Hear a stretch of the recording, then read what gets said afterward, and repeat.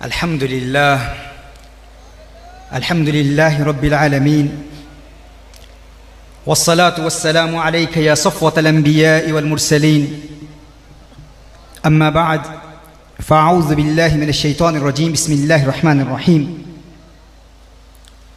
क़ुल इन कुन्तुम तुहिब्बूनल्लाह फ़त्तबिऊनी युहब्बिबकुमुल्लाह सदक़ल्लाहुल अज़ीम व बल्लगना रसूलुहुन नबियुल करीम वक़द सदक़्त अन्त या सय्यदी या सय्यदी या सय्यदी या मक्की या मदनी या अरबी या क़ुरशी या हाशिमी व या सय्यदना या सय्यदना या सय्यदना या हबीबना या तबीबना या हबीबुल मुस्तफ़ा अल मुज्तबा सल्लल्लाहु अलैहि व आलिहि वसल्लम। कुरान करीम की जिस आया मुबारका को सरनामा सुखन की हैसियत से तिलावत करने का शर्फ हासिल हुआ। खल्लाक़ कायनात इरशाद फरमाता है, इत्तिबा का हुक्म इरशाद फरमाता है कि नबी करीम सल्लल्लाहु अलैहि व आलिहि वसल्लम की इत्तिबा करो। और एक और मकाम पर इरशाद फरमाया अतीउल्लाह व अतीउ रसूल, इताअत का हुक्म भी है। क्योंकि जब मैं आया तो इन्होंने बताया कि रबीउन नूर रबीउल अव्वल शरीफ के गालिबन आखिरी अयाम है, आखिरी रात है आज, और फिर रबीउल सानी की इब्तिदा है। तो मैं सोच रहा था कुरान करीम की इस आया की रोशनी में कुछ शान मुस्तफ़ा सल्लल्लाहु अलैहि वसल्लम भी बयान हो जाए, कुछ शान औलिया भी बयान हो जाए। इत्तिबा और इताअत दोनों का हुक्म है। इताअत कहते हैं किसी का हुक्म सुनना, किसी का कौल सुनना और सुनकर उस पर अमल करना, किसी के हुक्म की पैरवी को इताअत कहते हैं। इत्तिबा कहते हैं किसी की अदाओं को देखकर अदाओं को अपना लेना, ये इत्तिबा है। अब अक़वाले मुस्तफ़ा सल्लल्लाहु अलैहि वसल्लम हदीस की किताबों में मौजूद हैं, जमा हैं। अगर कोई हुज़ूर अकरम सल्लल्लाहु अलैहि वसल्लम की इताअत करना चाहता है तो हुज़ूर अकरम सल्लल्लाहु अलैहि वसल्लम के अक़वाल का मुताला करेगा। कहाँ तलाश करेगा? सही बुखारी की तिलावत करेगा, सही मुस्लिम पढ़ेगा, तिरमिज़ी पढ़ेगा, सुनन अन-नसाई पढ़ेगा, सुनन इब्न माजा पढ़ेगा, मुअत्ता इमाम मालिक पढ़ेगा, मुअत्ता इमाम मोहम्मद पढ़ेगा। हदीस की किताबों में अक़वाले मुस्तफ़ा सल्लल्लाहु अलैहि वसल्लम मौजूद हैं, महफूज हैं। लेकिन हदीस की किताबों में नबी करीम सल्लल्लाहु अलैहि वसल्लम की अदाओं का जिक्र तो है, लेकिन औराक़े किताब में अदाएँ जमा नहीं हो सकती, ये मुमकिन नहीं है। क्योंकि अदाओं का जिक्र तो है, हुजूर की मुस्कुराहट का जिक्र है, लेकिन किताब के औराक़ में मुस्कुराहट नज़र नहीं आती। हुजूर अकरम सल्लल्लाहु अलैहि वसल्लम के जलाल का जिक्र है, लेकिन किसी किताब में, किताब के औराक़ में हुजूर अकरम सल्लल्लाहु अलैहि वसल्लम का जलाल नज़र नहीं आता। हुजूर अकरम सल्लल्लाहु अलैहि वसल्लम के लबों पर तबस्सुम की खिलखिलाहट का जिक्र तो है, लेकिन तबस्सुम का किताब के औराक़ में नज़र आना ये मुमकिन नहीं है। तो सवाल ये पैदा होता है, इताअत का तरीका तो हम सीख चुके कि अक़वाले मुस्तफ़ा सल्लल्लाहु अलैहि वसल्लम को देखकर उनकी पैरवी की जाए, अहकाम पर अमल किया जाए तो इताअत हो जाएगी। अब इत्तिबा कैसे करें? इत्तिबा का तरीका क्या है? क्योंकि औराक़ में हुजूर की मुस्कुराहट, हुजूर की अदाएँ नज़र तो नहीं आती। तो इत्तिबा के लिए जिसकी इत्तिबा की जा रही है उसको देखना ज़रूरी है, उसकी ज़ियारत ज़रूरी है, वगरना इत्तिबा कैसे होगी? कामिल इत्तिबा, कामिल इत्तिबा का एक ही तरीका है कि उनकी अदाओं को देख लिया जाए। अब अल्लाह ने हुक्म फरमाया है इताअत भी करनी है, इत्तिबा भी करनी है। तो इताअत के लिए तरीका यह है, अक़वाले मुस्तफ़ा सल्लल्लाहु अलैहि वसल्लम को मुहद्दिसीन की किताबों में तलाश किया जाए, अमल किया जाए तो इताअत हो जाएगी। लेकिन इत्तिबा कैसे करें? हमने हुजूर को देखा नहीं तो कहा इत्तिबा का तरीका यह है कि उन्हें देख लो जिन्होंने हुजूर को देखा है, जिसने उन्हें देखा है तुम उनको देख लो, ये इत्तिबा का तरीका है। जिसने हुजूर की अदाओं को देखा है, ये दो तरीके हैं शयूख के, औलिया के। एक वो शयूख हैं जो अपने शेख के हाथ पर बैत करते हैं, अपने शेख की अदाओं को देखते हैं, उनके शेख फिर उनके शेख की अदाओं को देखते हैं। यह सनद मुत्तसिल हुजूर अकरम सल्लल्लाहु अलैहि वसल्लम तक पहुँचती है। एक मुरीद अपने शेख की अदाओं को देखकर हुजूर अकरम सल्लल्लाहु अलैहि वसल्लम की सुन्नत पर अमल करता है और इत्तिबा कर लेता है। और दूसरा तरीका यह है कि शेख कामिल अपनी निगाह से इंसान को तज़किया के मराहिल तय कराने के बाद, दिल को पाकीज़ा करने के बाद, दिल के बंद दरवाज़ों को खोल देता है और अपनी निगाह से कौनैन के वाली सल्लल्लाहु अलैहि वसल्लम का दीदार करा देता है। ये दो तरीके हैं। एक तो ये है कि अपने शेख को देखकर उसके शेख की ज़ियारत की जाए, फिर उसके शेख की ज़ियारत की जाए, यूं फिर ये सिलसिला सल्फ़ुस सालिहीन तक पहुंचता है, अतबाउ ताबईन तक पहुंचता है, फिर ताबईन तक पहुंचता है, फिर सहाबा तक पहुंचता है, और सहाबा के ज़रिए फिर हम कौनैन के वाली सल्लल्लाहु अलैहि वसल्लम की ज़ियारत करते हैं। लेकिन आगाज़ कहाँ से होता है? मुर्शिद कामिल की ज़ियारत से। एक तो ये तरीका है, और दूसरा तरीका ये है कि मुर्शिद कामिल कौनैन के वाली सल्लल्लाहु अलैहि वसल्लम का दीदार करा देता है। दो तरीके हैं। हाँ? और ये मुर्शिद देखता है कि मुरीद के दिल की हालत क्या है, किसी को किताबों के ज़रिए से और किसी को बराह रास्त मुशाहदा करा के। रिंद के ज़र्फ़ पे साकी की नज़र रहती है। हाँ, रिंद के ज़र्फ़ पे साकी की नज़र रहती है, इसे चुल्लू से पिला दे उसे पैमाने से। निगाहे मस्त मिलाई तो मैं पिला के उठे, जहां वो बैठ गए मैं कदा बना के उठे। यानी हर मिजाज के लोग होते हैं। कुछ कोई किताबों को पढ़ना चाहता है, हाँ, कोई किताबों के जरिए हुजूर का दीदार करना चाहता है, और कोई कहता है कि मुर्शिद मेरा ताल्लुक तो बलीदुन्नास में भी नहीं होता, मैं तो ऐसा शख्स हूँ ना अकल रखता हूँ ना फहम रखता हूँ ना किताबों को समझता हूँ, मेरा हाफजा कमज़ोर है, मेरा फहम नहीं है, इदराक नहीं है, शऊर नहीं है, मैं तो हुजूर का दीदार करना चाहता हूँ, देखना चाहता हूँ। तो किसी को तो किताबों के जरिए, और किसी को अपना जलवा दिखा के, और किसी को बरह रास्त हुजूर का जलवा दिखा के, और कोई कहता है कि मैं इल्म भी पढ़ना चाहता हूँ लेकिन पढ़ नहीं पाता, तो उसके दिल पर वली ऐसी निगाह डालता है गोया के कहता है किताबें नहीं पढ़ सकता तो ना पढ़, चक घूंघट शर्म हिजाबानू, चक घूंघट शर्म हिजाबानू, छड़ दर्स ते फूक किताबानू, इथे कम नहीं पढ़न पढ़ावन दा, सिख जज कोई यार बनावन दा। नारे तकबीर, नारे रिसालत, नारे रिसालत, नारे हैदरी, फैज़ाने हुजूर शहंशाह विलायत।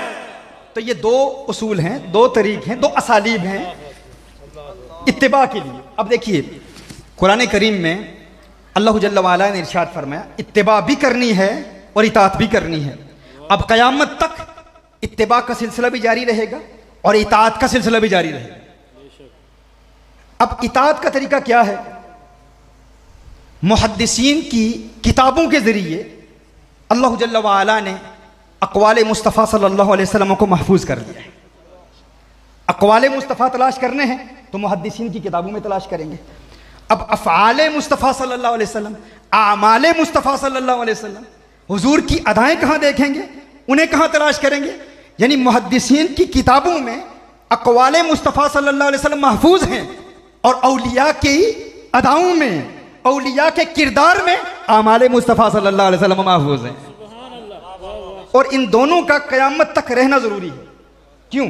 देखिए अल्लाह कुरान में इरशाद फरमाता है वल्लाहु यअसिमुका मिनन नास, महबूब अल्लाह जल्ल वाला आपको लोगों से महफूज रखेगा। अब एक उसूल है, कायदा है, अल इब्रतु बिउमूमि लफ्ज़ि ला बिखुसूसी सबब। आयात कुरानिया के हवाले से जो अहले इल्म मुफ्तियान किराम जो दरसियात से ताल्लुक़ रखते हैं वो जानते हैं कि एतबार अल्फाज के उमूम का होता है, ख़ास असबाब का नहीं होता। शान नुज़ूल का हर वक्त एतबार नहीं होता, क्योंकि शान नुज़ूल ज़न्नी है और कुरान करीम का उमूम क़ती है, और ज़न्नी के ज़रिए से क़ती को बातिल नहीं किया जा सकता। अब शान नुज़ूल क्या है? शान नुज़ूल तो ये है कि नबी करीम सल्लल्लाहु अलैहि वसल्लम के साथ कुछ सहाबा किराम अलैहिम रिदवान रहते। ज़ाहिरी तौर पर सहाबा किराम अलैहिम रिदवान हुज़ूर अकरम सल्लल्लाहु अलैहि वसल्लम की हिफाजत के लिए रहते। लेकिन एक वक्त आया, अल्लाह जल्ल वाला ने इरशाद फरमाया कि अब ज़रूरत नहीं है। अल्लाहु यअसिमुका मिनन नास, महबूब आपका रब आपको लोगों के शर से महफूज रखेगा, लोगों के हमलों से महफूज रखेगा। तो अब हिफाजत की जितनी सूरतें हैं, आयत का उमूम बता रहा है कि हिफाजत की जितनी सूरतें हैं वो इस उमूम के अफराद में शामिल है। आप समझ रहे हैं ये लुगत? यानी हिफाजत की जितनी सूरतें हम तसव्वुर कर सकते हैं वो सारी इसमें शामिल हैं। यानी फ़कत हुजूर अकरम सल्लल्लाहु अलैहि वसल्लम की जान की हिफाजत नहीं होगी, फ़कत अक़वाले मुस्तफ़ा सल्लल्लाहु अलैहि वसल्लम की हिफाजत नहीं होगी, फ़कत आमाले मुस्तफ़ा सल्लल्लाहु अलैहि वसल्लम की हिफाजत नहीं होगी, हुजूर की हर अदा क़यामत तक महफूज रहेगी। यानी आप समझ रहे हैं क्या अर्ज़ कर रहा हूँ? हर अदा महफूज रहेगी, फ़कत अक़वाल की हिफाजत नहीं है, क्योंकि यहाँ पर उमूम है।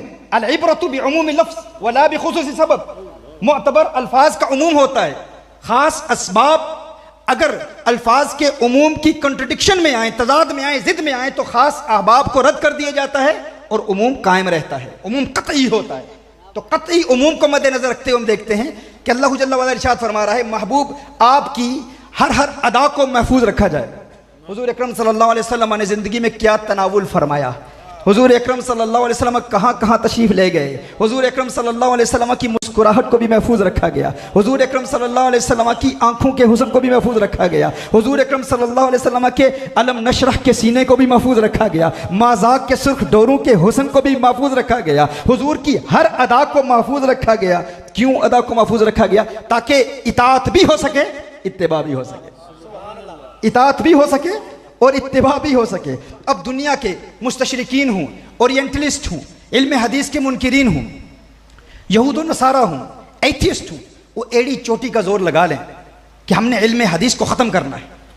इल्म हदीस के ख़िलाफ़ कितने कितने बड़े फितने फैले पूरी दुनिया में, लेकिन इल्म हदीस आज दिन तक महफूज है। क्यों? क्योंकि अल्लाह जल्ल वाला ने इरशाद फरमाया, वल्लाहु यासिमुका मिनन्नास, महबूब तेरे अक़वाल महफूज रहेंगे, महबूब तेरे अक़वाल महफूज रहेंगे। लेकिन फ़कत अक़वाल ही महफूज नहीं रहेंगे, अफ़आल भी महफूज रहेंगे, आमाल भी महफूज रहेंगे। अब आमाल की हिफाजत का एहतमाम कैसे हुआ? कहा आमाल महफूज रहेंगे औलिया की अदाओं के ज़रिए से। तो मैं ये कहने में हक बजानिब हूँ कि जिस तरह हदीस के इल्म को दुनिया में कोई मिटा नहीं सकता, दुनिया में कोई शख्स जितना भी बड़ा आलिम हो, मुहक्किक हो, मुस्तशरिक हो, अगर यहूदी हो, ईसाई हो, हिंदू हो, मुस्लिम हो, काफिर हो या नाम नेहाद मुस्लिम हो, वो एड़ी चोटी का जोर लगा ले, रब्बे काबा की कसम, दुनिया की कोई ताकत हदीस का इल्म मिटा नहीं सकती। जिस तरह दुनिया की कोई ताकत हदीस का इल्म मिटा नहीं सकती, हदीस के इल्म के जरिए अक़वाले मुस्तफ़ा की हिफाजत की जमानत कुरान देता है और औलिया की अदाओं के जरिए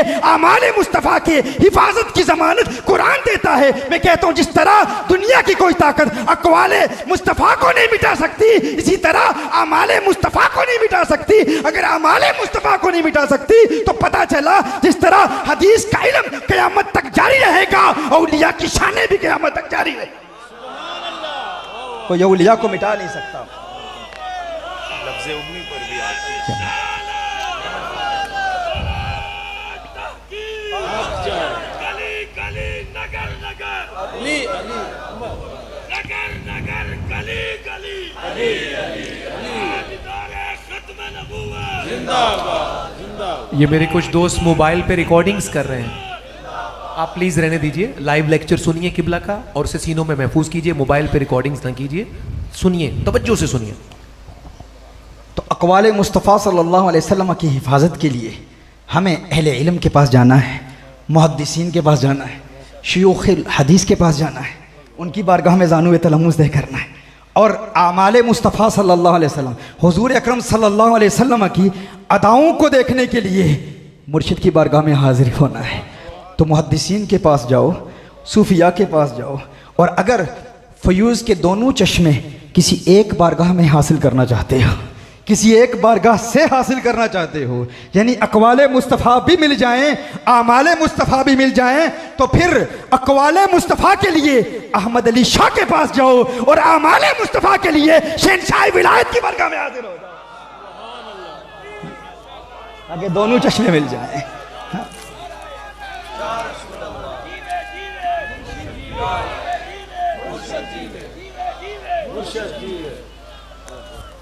ये वो एक बारगाह है जहाँ से दोनों फ़यूज़ के चश्मे जारी होते हैं, दोनों फ़यूज़ मिलते हैं।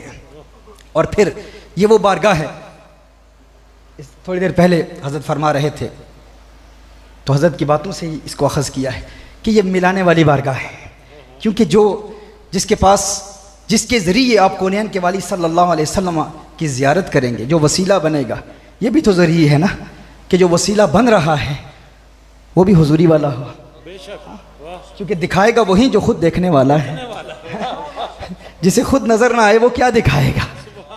जो खुद देखने वाला हो, और देखने वाला भी वो हो जो फ़कत मुद्दई ना हो देखने का। ऐसे भी होते हैं जो दावेदार होते हैं, झूठे दावेदार होते हैं कि हमने देखा है। अच्छा, एक तरीका ये है जानने का कि हकीकतन देखा है या नहीं। एक तरीका ये है कि देखने वालों के अक़वाल में तज़ाद नहीं होगा। तारुज नहीं होगा, कंट्रडिक्शन नहीं होगी। यानी हम देखते हैं कि बहुत सारे देखने के दावे करते हैं, हमने देखा है, वो हनफी फिक को फॉलो भी करते हैं, खुद को मातुरीदी कहेंगे या अशारी कहेंगे, लेकिन क्या वजह है कि देखने के दावे के बाद फिर नज़रियात में, एतकादात में, उनके उसूलों में इस कदर कंट्रडिक्शन है। कोई कहता है जिंदा हैं, कोई कहता है नहीं अभी भी जिंदा नहीं है। यानी एक ही दावा, हर एक का शेख कह रहा है मैंने देखा, एक कह रहा है मैं हयाती हूं, एक कह रहा है मैं ममाती हूं। भाई अगर देखा है तो तारुज नहीं हो सकता, कंट्रडिक्शन नहीं हो सकती। हमारे देखने वालों को देखो जरा, हमारे देखने वालों को देखो, कौन है जो हमारे यहां देखते हैं ना, उनके मुशाहदात में तारुज नहीं है, कंट्रडिक्शन नहीं है। ना मुशाहदात में कंट्रडिक्शन है, ना उनके फतवों में तारुज है, ना उनके कलाम में तारुज है, ना उनके नातिया कलाम में तारुज है। तारुज आपको नजर ही नहीं आएगा। हाँ? आप खुद देख लें, एक देखने वाला बरेली में है, हाँ? और एक देखने वाला गोलड़ा शरीफ में है। हाँ हाँ, क्या कहने, मैं उसी तरफ आ रहा हूँ इंशाअल्लाह। एक देखने वाला गोलड़े शरीफ में है और एक देखने वाला बरेली शरीफ में है। एक तरफ जमात अली है, एक तरफ सैयद विलायत शाह साहब है। ये सारे देखने वाले हैं। कहीं नक्शबंदी में खाना है, कहीं चिश्ती में खाना है, और ये तो नक्शबंदी भी है और चारों सिलसिलों में इन्हें इजाज़त भी है। यहाँ कादरियत भी है, नक्शबंदियत भी है, चिश्तियत भी है, सरवर्दियत भी है। और जहाँ सबका मजमुआ पाया जाए तो हम ये भी देखेंगे ना कि सारे दावा कर रहे हैं हमने देखा, तो क्या जिसने देखा उनके नजरियात में इख्तिलाफ है या नहीं है? अगर इख्तिलाफ है अकायद में, उसूल में, तो पता चला देखा नहीं। और अगर देखा है तो तारुज नहीं। जो अहमद रजा ने देखा वही मेहर अली ने देखा। और ये जो देखने वाले होते हैं ना, याद रखें उनके अकायद में कभी इख्तिलाफ नहीं होता। उसूल में, फिक़ही मसाइल में हो सकता है, फरू में इख्तिलाफ हो सकता है, क्योंकि फरू में हक वाहिद नहीं होता, मुतअद्दिद होता है। तअद्दुद फरू में हो सकता है, फरूई मसाइल में, सब्सिडरी इश्यूज में, फिक मैटर्स में, लेकिन एतकाद में, उसूल में हक वाहिद होता है, एक ही होता है। तो हम देखते हैं कि सबके नजरियात एक है। ये सनद मुत्तसिल देख लें, शेख को देखें, उनके शेख को देखें, उनके शेख को देखें, उनको शेख को देखें, सारे शयूख में जो नजरिया है वो तमाम में एक है, किसी में कोई कंट्रडिक्शन नहीं है। अकायद तो अकायद, उनके कलाम को देख लें, कलाम की सनातों को देख लें। बरेली वाले ने देखा तो क्या कहा? कहा लम यअति नज़ीरु कफ़ी नज़रिन। मैंने कहा ना कि मैंने मौजू इसीलिए बदला है आपका मिजाज देख के। और मैं आपको बताना चाहता हूँ, मैं अक्सर यहाँ पाकिस्तान में आकर कहता भी हूँ कि मेरी उर्दू मेरी पहली ज़ुबान नहीं है, ना ही पंजाबी मेरी पहली ज़ुबान है। यानी जिस ज़ुबान में मैंने इल्म पढ़ा इब्तदाई, ना ही अरबी पहली ज़ुबान है, वो इंग्लिश है। तो जितने भी मेरे लेक्चर्स वहाँ पर तफसीरुल कुरान के हवाले से होते हैं वो इंग्लिश में होते हैं। तो आपकी तबीयतों की ज़ियाफ़त के लिए, आपका मिजाज देखकर, आपके लबों पर मुस्कुराहट देखकर कि आप इस किस्म की गुफ्तगू, मोहब्बत वाली गुफ्तगू सुनना चाहते हैं, तो इंशाल्लाह इस तरफ आ रहा हूँ, इसीलिए कुछ मौजू को बदला है। तो देखिए, बरेली का कलंदर जब देखता है, हुजूर को देखता है, तो वो क्या कहता है? वो कहता है लम यअति नज़ीरु कफ़ी नज़रिन मिसले तु नशुद पैदा जाना, जगराज को ताज तोरे सरसू है, तुझको शहे तो सरा जाना, अनफियत शिन व सखा का अतम है, गैसुए पाक है अबरे करम, है गैसुए पाक है अबरे करम, बरसन हारे रिम जिम तो बूंद इधर भी गिरा जाना। ये किसने कहा? ये बरेली वाले ने कहा, जो बरेली में बैठकर देख रहा है। देखने के बाद कहता है लम यअति नज़ीरु कफ़ी नज़रिन मिसले तु नशुद पैदा जाना, जगराज को ताज तोरे सरसू है, तुझको शहे तो सरा जाना, अनफियत शिन व सखा का अतम है, गैसुए पाक है अबरे करम, बरसन हारे रिम जिम तो बूंद इधर भी गिरा जाना, अल कल्बु शजिन वल हम्मु शुजू, दिलजार चुना जाजेर चुनू, अल कल्बु शजिन वल हम्मु शुजुन, अज सिख मित्रां दी वधेरी है, क्यों दिलड़ी उदास गनेरी है, लूलू विच शौक चंगेरी है, अज नैना लाया क्यों।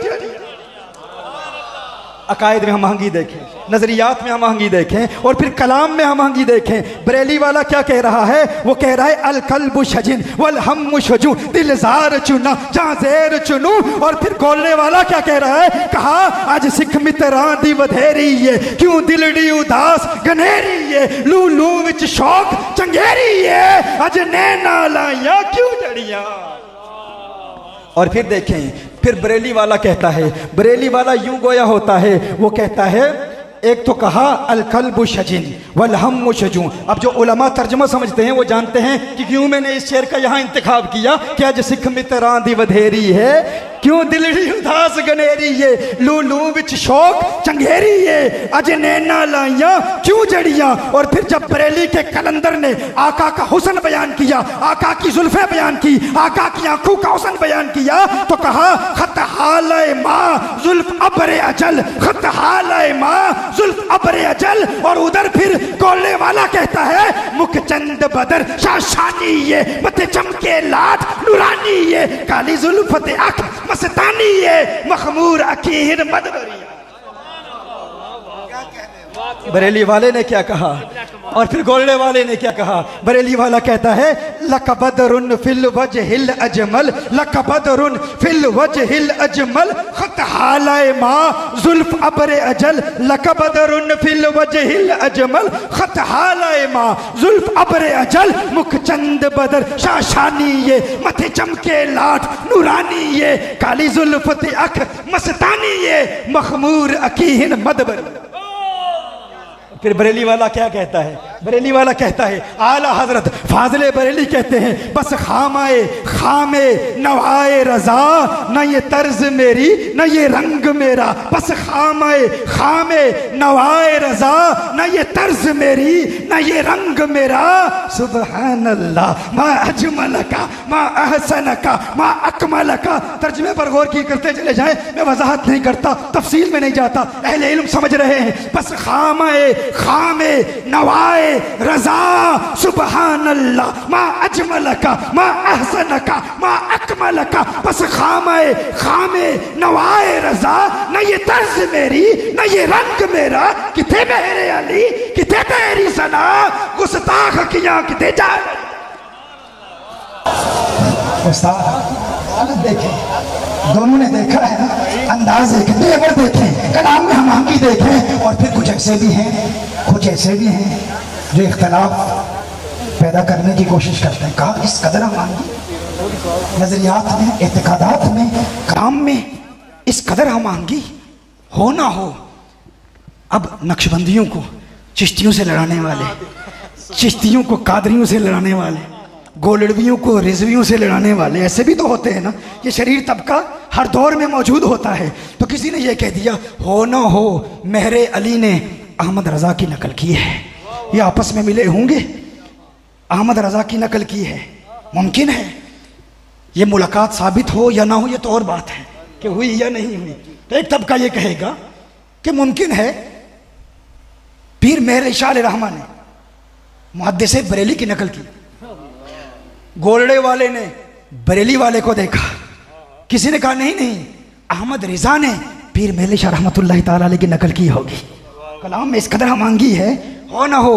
किसी ने कहा बरेली वाले ने गोलड़े वाले को देखा, किसी ने कहा गोलड़े वाले ने बरेली वाले को देखा होगा। मैंने कहा अकल के अंधे अकल के नाखून ले, तुम्हारे देखते नहीं इसलिए इस कदर तारुज है। कहते हो फुला ने फुला की नकल की, हमारे मुशादे वाले हैं, हमारे अहले नजर हैं, हमारे देखने वाले हैं। मत कहो बरेली वाले ने गोलने वाले को देखा, और ये भी ना कहो वो गोलने वाले ने बरेली वाले को देखा। बल्कि यूं क्यों नहीं कहते दोनों मुजद्दिदीन ने मदीने वाले को देखा है,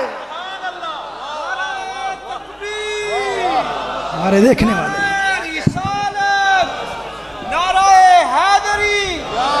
यूं कहो कि दोनों मुजद्दिदीन हकीकतन देखने वाले हैं। इन्होंने कौनैन के वाली सल्लल्लाहु अलैहि वसल्लम को देखा है, इसीलिए दोनों ने एक ही को देखा है, एक ही को देखा है। इसीलिए अकायद में हम आहंगी है, उसूल में इत्तेहाद है, और यही उसूल का वो इत्तेहाद है मेरे दोस्तों जिसकी वजह से आज पूरी दुनिया में अगर एथीज़म का रद्द हो रहा है, अगर इल्हाद के फितने का रद्द हो रहा है, अगर आज यूनिवर्सिटीज़ में, कॉलेजेस में हमारी डिबेट्स हो रही है गैर मुस्लिमों से, और हम बड़े वसूख और यकीन के साथ इस्लाम का खूबसूरत चेहरा उनके सामने पेश करते हैं और वो कबूल कर लेते हैं, उनका एक बहुत बड़ा इतराज़ ये होता है कि तुम्हारे दावा करते हैं कि तुम्हारे कुरान में कोई कंट्रडिक्शन नहीं, कोई तारुज़ नहीं, एतकाद में कोई तारुज़ नहीं, लेकिन इस कदर कंट्रडिक्शन नज़र क्यों आती है? हम कहते हैं वो कंट्रडिक्शन हमारे अकायद में नहीं है, वो किसी और के अकायद पर तुम एतराज़ कर रहे हो।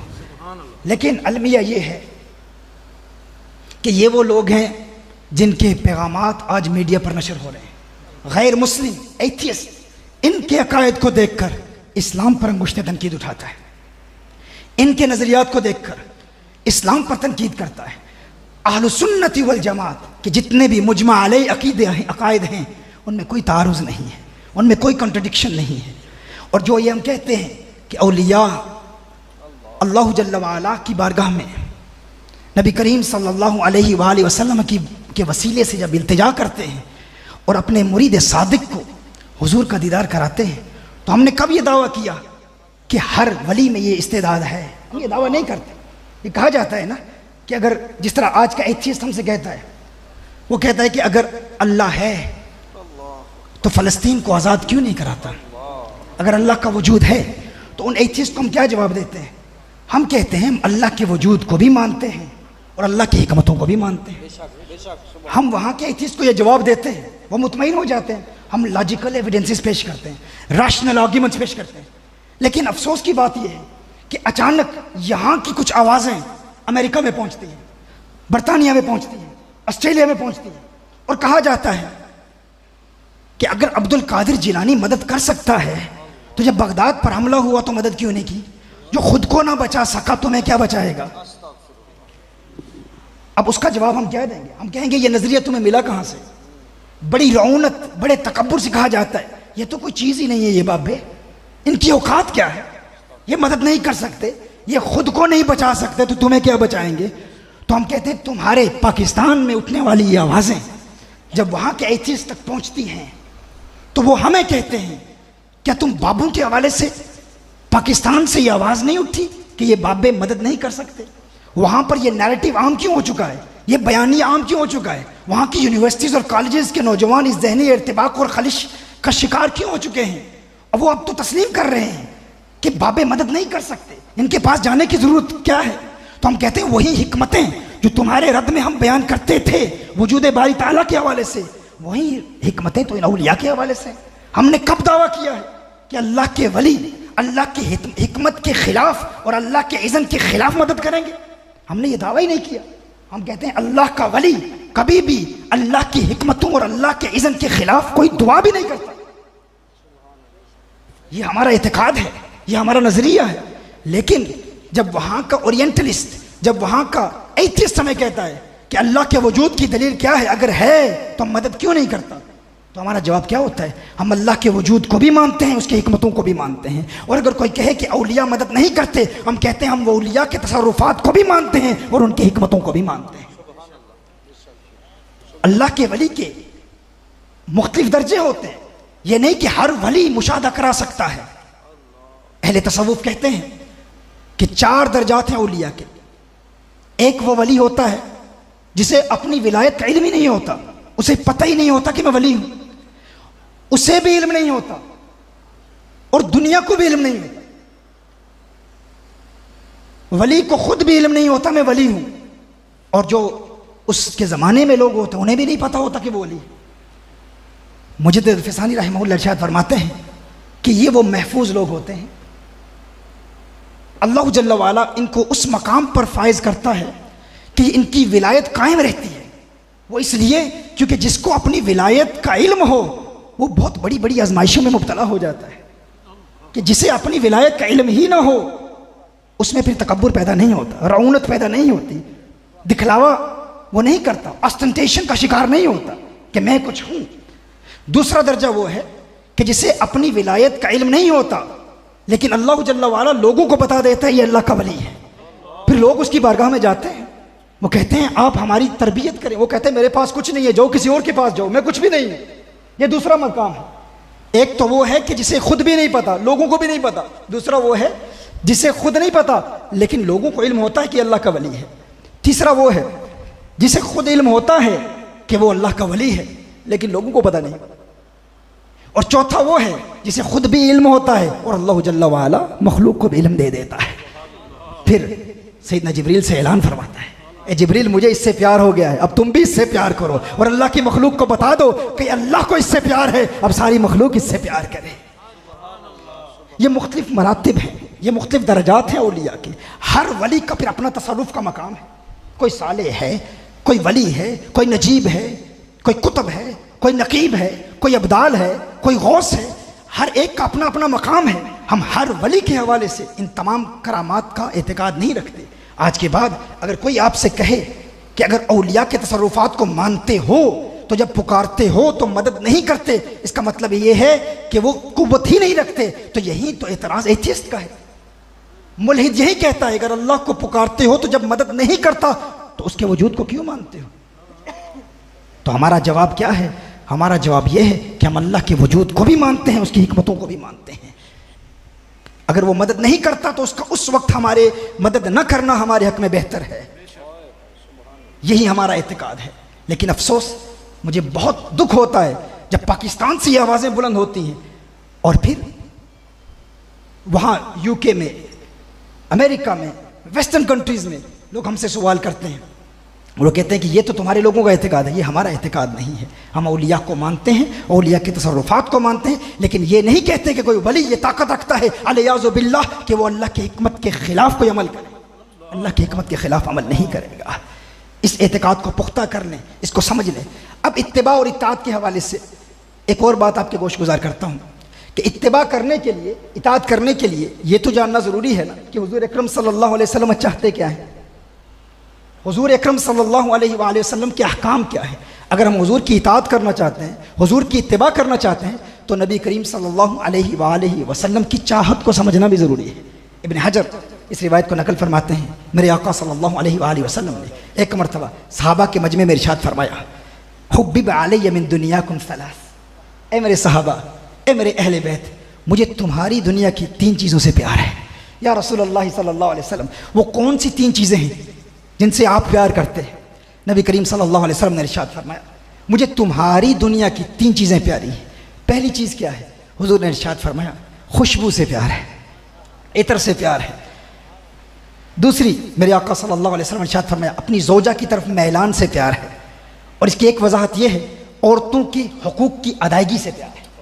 अब तमाम तहजीबों का मुताला करें, बेबीलोनियन सिविलाइजेशन हो, ग्रीक सिविलाइजेशन हो, वेस्टर्न सिविलाइजेशन हो, अफलातून जैसा बंदा औरत के हकूक़ के हवाले से ये कहता है कि औरत अज़ किस्म इंसान ही नहीं है, ये तो मर्दों की खिदमत के लिए पैदा की गई है।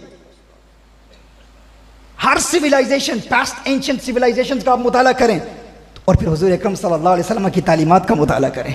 वो बच्चियां जिनको जिंदा दरगोर किया जाता था, वो लोग जो अपनी माओं को मंडियों में बेच देते थे, मेरे आका सल्लल्लाहु अलैहि वसल्लम ने बताया, इसी औरत के कदमों में जन्नत है, इसके पाँव में जन्नत है। ये मेरे आका सल्लल्लाहु औरतों को हुकूक दिए। हुज़ूर अकरम सल्लल्लाहु अलैहि वसल्लम ने इरशाद फरमाया, इनकी हुकूक की अदायगी से मुझे प्यार है। और फिर कौन है इनके वाली सल्लल्लाहु अलैहि वसल्लम ने इरशाद फरमाया, तीसरी कौन सी प्यारी चीज़ है? हुज़ूर ने इरशाद फरमाया, नमाज मेरी आंखों की ठंडक है। नमाज मेरी आंखों की ठंडक है, आंखों की ठंडक है। और इसीलिए अल्लाह जल्ल वाला ने नमाज का एहतमाम ही ऐसा कर दिया कि पूरी दुनिया में हर वक्त कोई लम्हा भी ऐसा नहीं गुजरता, कोई सेकंड भी ऐसा नहीं गुजरता, कोई मिली सेकंड भी ऐसा नहीं गुजरता जब दुनिया में कोई नमाज ना पढ़ रहा हो। अगर अमेरिका में फजर का वक्त है, ख़त्म होता है, तो कनाडा में शुरू हो जाता है, कनाडा में ख़त्म होता है तो कहीं और शुरू हो जाता है। पाकिस्तान में नमाज का वक्त ख़त्म होता है, हिंदुस्तान में शुरू हो जाता है, बांग्लादेश में शुरू हो जाता है, ऑस्ट्रेलिया में शुरू हो जाता है। फजर का वक्त जारी है, ज़ोहर का वक्त जारी है, असर का वक्त जारी है, मगरिब का वक्त जारी है, इशा का वक्त जारी है। नमाज का वक्त ख़त्म ही नहीं होता। कहीं ना कहीं दुनिया में हर वक्त नमाज अदा हो रही है। या रब्बल आलमीन, तूने पूरी दुनिया में ये निज़ामुल औकात नमाज का ऐसा क्यों बनाया कि हर वक्त कोई ना कोई नमाज पढ़ रहा है? तो जवाब आता है, क्या तुम जानते नहीं मेरे महबूब ने फरमाया था, नमाज मेरी आंखों की ठंडक है, नमाज मेरी आंखों की ठंडक है। अल्लाह ने ये सारी कायनात बनाई हुजूर के लिए है। अल्लाह चाहता है कि कोई एक लम्हा भी ऐसा ना गुजरे जब मेरे महबूब की आंखों तक ठंडक ना पहुंच रही हो। वो ठंडक पहुंचा रहा है अपने महबूब के लिए, इसीलिए क्योंकि सारी कायनात बनाई हुजूर के लिए है ना। आला हज़रत इसीलिए फरमाते हैं, ये सबा सनक, वो कली चटक, ये जुबां चहक, लबे जो झलक, ये महक झलक, ये चमक धमक, सब उसी के दम की बहार है। ये ठंडक पहुंचाने का एहतमाम हो रहा है। नमाज इसलिए पढ़ा रहा है कि महबूब की अदाओं को तुम अदा भी करो और फिर अल्लाह के हुक्म पर अमल भी करो और महबूब की आंखों को ठंडक भी पहुंचती रहे, क्योंकि सारी कायनात महबूब के लिए ही बनाई है। फरमाया ये सबा सनक, वो कली चटक, ये जुबां चहक, लबे जो झलक, ये महक झलक, ये चमक धमक, सब उसी के दम की बहार है। ये समन, ये सौसन या समन, ये बनफ्श सुम्बुल नस्तरन, गुल सरवे लाला बरा चमन, वही एक जलवा हजार है। वो न था तो बाग में कुछ न था, वो न हो तो बाग हो सब फना, अदब झुका लो सरे विला कि मैं नाम लूं गुलो बाग का, गुले तर मोहम्मद मुस्तफा, चमन उनका पाक दयार है, चमन उनका पाक दयार है। और महबूब की आंखों तक सल्लल्लाहु तआला अलैहि वसल्लम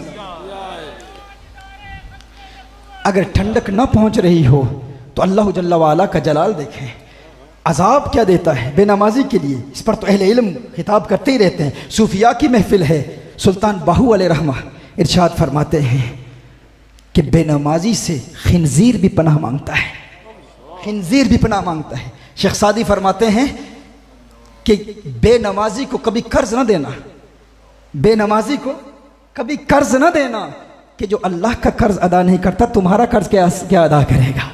और सैयदना गौस आज़म शेख अब्दुल कादिर जिलानी अलैहिर्रहमत इरशाद फरमाते हैं, बेनमाजी को मुसलमानों के कब्रिस्तान में दफन न करना। ये हम उस बारगाह में आए हैं जहाँ पहली तालीम ही नमाज की दी जाती है, जहाँ का शेख जब इस दुनिया से जाता है तो शहंशाह विलायत सजदे में होते हैं, हाँ सजदे में होते हैं। यहाँ तालीम नमाज की है और फिर कुरान की है, कुरान की है, तिलावत है कुरान की कसरत। और यहाँ पर जब मैंने उस कारी कुरान को कुरान पढ़ते हुए देखा तो हकीकत में मैं चश्मे तसव्वुर से तख़य्युल बांध के सोच रहा था कि ये हकीकतन इस आस्थाने के फैज़ याफ्ता इन बुज़ुर्गों ने अपने शेख से वफ़ा की है, वफ़ा की है कि जो कुरान का पैगाम उन्होंने पहुँचाया था आज पूरी दुनिया में ये फैला रहे हैं। ये कुरान का प्यार है। ये शहंशाह विलायत सैयदना शेख शाह विलायत अलैहिर्रहमा, ये उनकी तालीम है कि जो इस आस्थाने में जाता है फ़कत फ़ज़ाइल नहीं सुनता, हाँ उसे दीन का इल्म दिया जाता है, उसे ये जज्बा दिया जाता है कि आज के बाद हमारी कोई नमाज कज़ा नहीं होगी। क्यों? क्योंकि हम चाहते हैं कि अल्लाह जल्ला वाला के इस हुक्म पर भी अमल करें और हुजूर की आंखों तक ठंडक भी पहुंचती रहे। और अल्लाह जल्ला वाला ने इस नमाज को बनाया कैसे है? अब नमाजी को देखें, नमाजी की हैअत को देख लें। नमाजी की नमाज की हैअत हुजूर अकरम सल्लल्लाहु अलैहि वसल्लम की याद दिलाती है। हाँ? कैसे? नमाजी जब नमाज पढ़ रहा होता है ना, आसमानी दुनिया में हुजूर का नाम क्या है? अहमद है, अहमद। इंसान जब नमाज पढ़ता है तो जब खड़ा होता है तो अहमद की अलिफ बना हुआ होता है, खड़ा होता है तो अहमद की अलिफ बना हुआ होता है। जरा नमाजी की सूरत देखे, नमाजी की हैयत देखे, खड़ा होता है तो अहमद की अलिफ बना होता है, रुकू में जाता है तो अहमद की हे बना हुआ होता है, सजदे में जाता है तो अहमद की मीम बना होता है, आखिरी बैठनी बैठता है तो अहमद की दाल बना होता है। अल्लाह इबादत अपनी करा रहा है, साथ तस्वीरें यार भी बनाए हुए हैं, यार की सूरत भी बनाए हुए हैं। ये नमाजी की हैयत को देखें, उसके क़याम को देखें, उसकी रुकू को देखें। नमाज के ज़रिए महबूब की आंखों तक ठंडक भी पहुंचाई जा रही है और महबूब का नाम भी वरफ़अना लका ज़िक्रक का यही तो मफ़हूम है ना। नमाज के ज़रिए भी महबूब करीम सल्लल्लाहु अलैहि वसल्लम का जिक्र अल्लाह जल्ला वाला बुलंद कर रहा है। जब हम ऐसी बातें बयान करते हैं ना तो कुछ लोगों के जहन में ये बात आती है कि शायद यहाँ शिरक हो रहा है। क्यों? नमाज और फिर हुजूर अकरम सल्लल्लाहु अलैहि वसल्लम की याद। तो मैं कहता हूँ हर बात में ये शिरक का दावा करने वाले, यानी छोटी छोटी बातों पर हुजूर की शान हम बयान करें तो हम मुशरिक हो गए, हुजूर के तसर्रुफात को बयान करें हम मुशरिक हो गए। जबकि नबी करीम सल्लल्लाहु अलैहि वसल्लम ने इरशाद फरमाया, सही बुखारी की हदीस है, इन्नी वल्लाहि मा अखाफु अलैकुम अन तुशरिकू बअदी वलाकिन अखाफु अलैकुम अन ततनाफसू फीहा। मुझे अल्लाह की कसम, मुझ मोहम्मद को मेरे बाद तुम्हारे शिर्क में मुब्तला होने का कोई खौफ नहीं है। नबी करीम सल्लल्लाहु अलैहि वसल्लम ने इरशाद फरमाया, सही हदीस है, बुखारी में 5 मकामात पर आई, हुजूर अकरम सल्लल्लाहु अलैहि वसल्लम को इस उम्मत से शिर्क का कोई खौफ नहीं है कि ये उम्मत शिर्क में मुब्तला होगी। नबी करीम सल्लल्लाहु अलैहि वसल्लम ने अल्लाह की कसम याद फरमाई है। अब इसमें मुखस्सिस कोई नहीं है, कोई तखसीस करे कि मुखस्सिस कोई ला सकता है तो लाए, इसमें उमूम है। अगर कोई कहे ये तखसीस सहाबा के दौर तक है तो फिर आगे बढ़ो। हुजूर ने इरशाद फरमाया, वलकिन अखाफु अलैकुम अन ततनाफसू फिहा, मुझे इस बात का खौफ है कि तुम दुनिया की मोहब्बत में मुब्तला हो जाओगे। तो किसके नजरियात को तकवीह दे रहे हो? अगर तुम कहते हो कि इससे मुराद फकत सहाबा शिर्क में मुब्तला नहीं होंगे, तो हदीस का दूसरा हिस्सा देखो। हुजूर ने इरशाद फरमाया, मुझे इस बात का खौफ नहीं है कि तुम शिर्क में मुब्तला होगे, मुझे इस बात का खौफ है, और सही बुखारी की हदीस है, कि तुम दुनिया की मोहब्बत में ऐसे मुब्तला हो जाओगे कि दुनिया के हुसूल के लिए आपस में मुकाबला करोगे, तनाफुस की दुनिया में मुब्तला हो जाओगे। तो क्या सहाबा किराम अलैहिम रिदवान जिन्होंने अपनी जानें हुजूर के नाम पे कुर्बान की, सब कुछ हुजूर के नाम पे कुर्बान कर दिया, क्या वो दुनिया के हासिल करने में आपस में एक दूसरे का मुकाबला कर रहे थे? ये सहाबा की तौहीन है, इसमें सहाबा किराम अलैहिम रिदवान की तौहीन लाजिम आती है। नबी करीम सल्लल्लाहु अलैहि वसल्लम का ये फरमान तमाम उम्मत के लिए है, मुझे अल्लाह की कसम, मुझे मेरे बाद तुम्हारे शिर्क में मुब्तला होने का खौफ नहीं। और एक मकाम पर इरशाद फरमाया, मेरे आका सल्लल्लाहु अलैहि वसल्लम ने इरशाद फरमाया, इन्नमा अतखव्वफु अलैकुम रजुलन क़रअल कुरआन हत्ता इज़ा रुयत बहजतहु अलैहि। सवाल ये पैदा होता है, हुजूर ने इरशाद फरमाया, मुझे तुम्हारे शिर्क में मुब्तला होने का खौफ नहीं है कि तुम मुशरिक हो जाओगे। खौफ किस बात का है या रसूल अल्लाह सल्लल्लाहु अलैहि वसल्लम? फरमाया, इस बात का डर है कि तुम में से एक शख्स ऐसा होगा जो कुरान की तिलावत करेगा, और एक वक्त होगा कि उस पर कुरान का नूर भी नजर आएगा, कुरान का नूर भी उसके चेहरे पर नजर आएगा, और फिर वो तालीमात कुरान को पसे पुष्ट डालकर अपने हाथ में तलवार लेकर अपने पड़ोसी पर रमी करेगा। रमी करेगा, किस चीज की रमी करेगा? हुजूर ने इरशाद फरमाया कि वो शिर्क की रमी करेगा, वो मुसलमानों को मुशरिक कहा करेगा। हुजूर को इस बात का खौफ नहीं है कि ये उम्मत शिर्क में मुब्तला हो जाएगी। या रसूलुल्लाह सल्लल्लाहु अलैहि वसल्लम किस हवाले से खौफजदा है, किस हवाले से परेशान है? फरमाया, ए मेरे उम्मतियों, ए मेरे आशिकों, मुझे तुम्हारे शिर्क में मुब्तला होने का खौफ नहीं, खौफ इस बात का है कि तुम मुसलमानों को मुशरिक कहा करोगे, लोगों पर शिर्क के फतवे लगाया करोगे। उस वक्त मेरे आका सल्लल्लाहु अलैहि वसल्लम के राजदान सहाबी हजरत हुज़ैफा रज़ियल्लाहु ताला अन्हु ने इस उम्मत पर एक एहसान किया। हुजूर की बारगाह में अर्ज़ करते हैं, या रसूलल्लाह सल्लल्लाहु अलैहि वसल्लम, अय्युहुमा औला बिश्शिर्क अलमरमिय्यु अमिर रामी।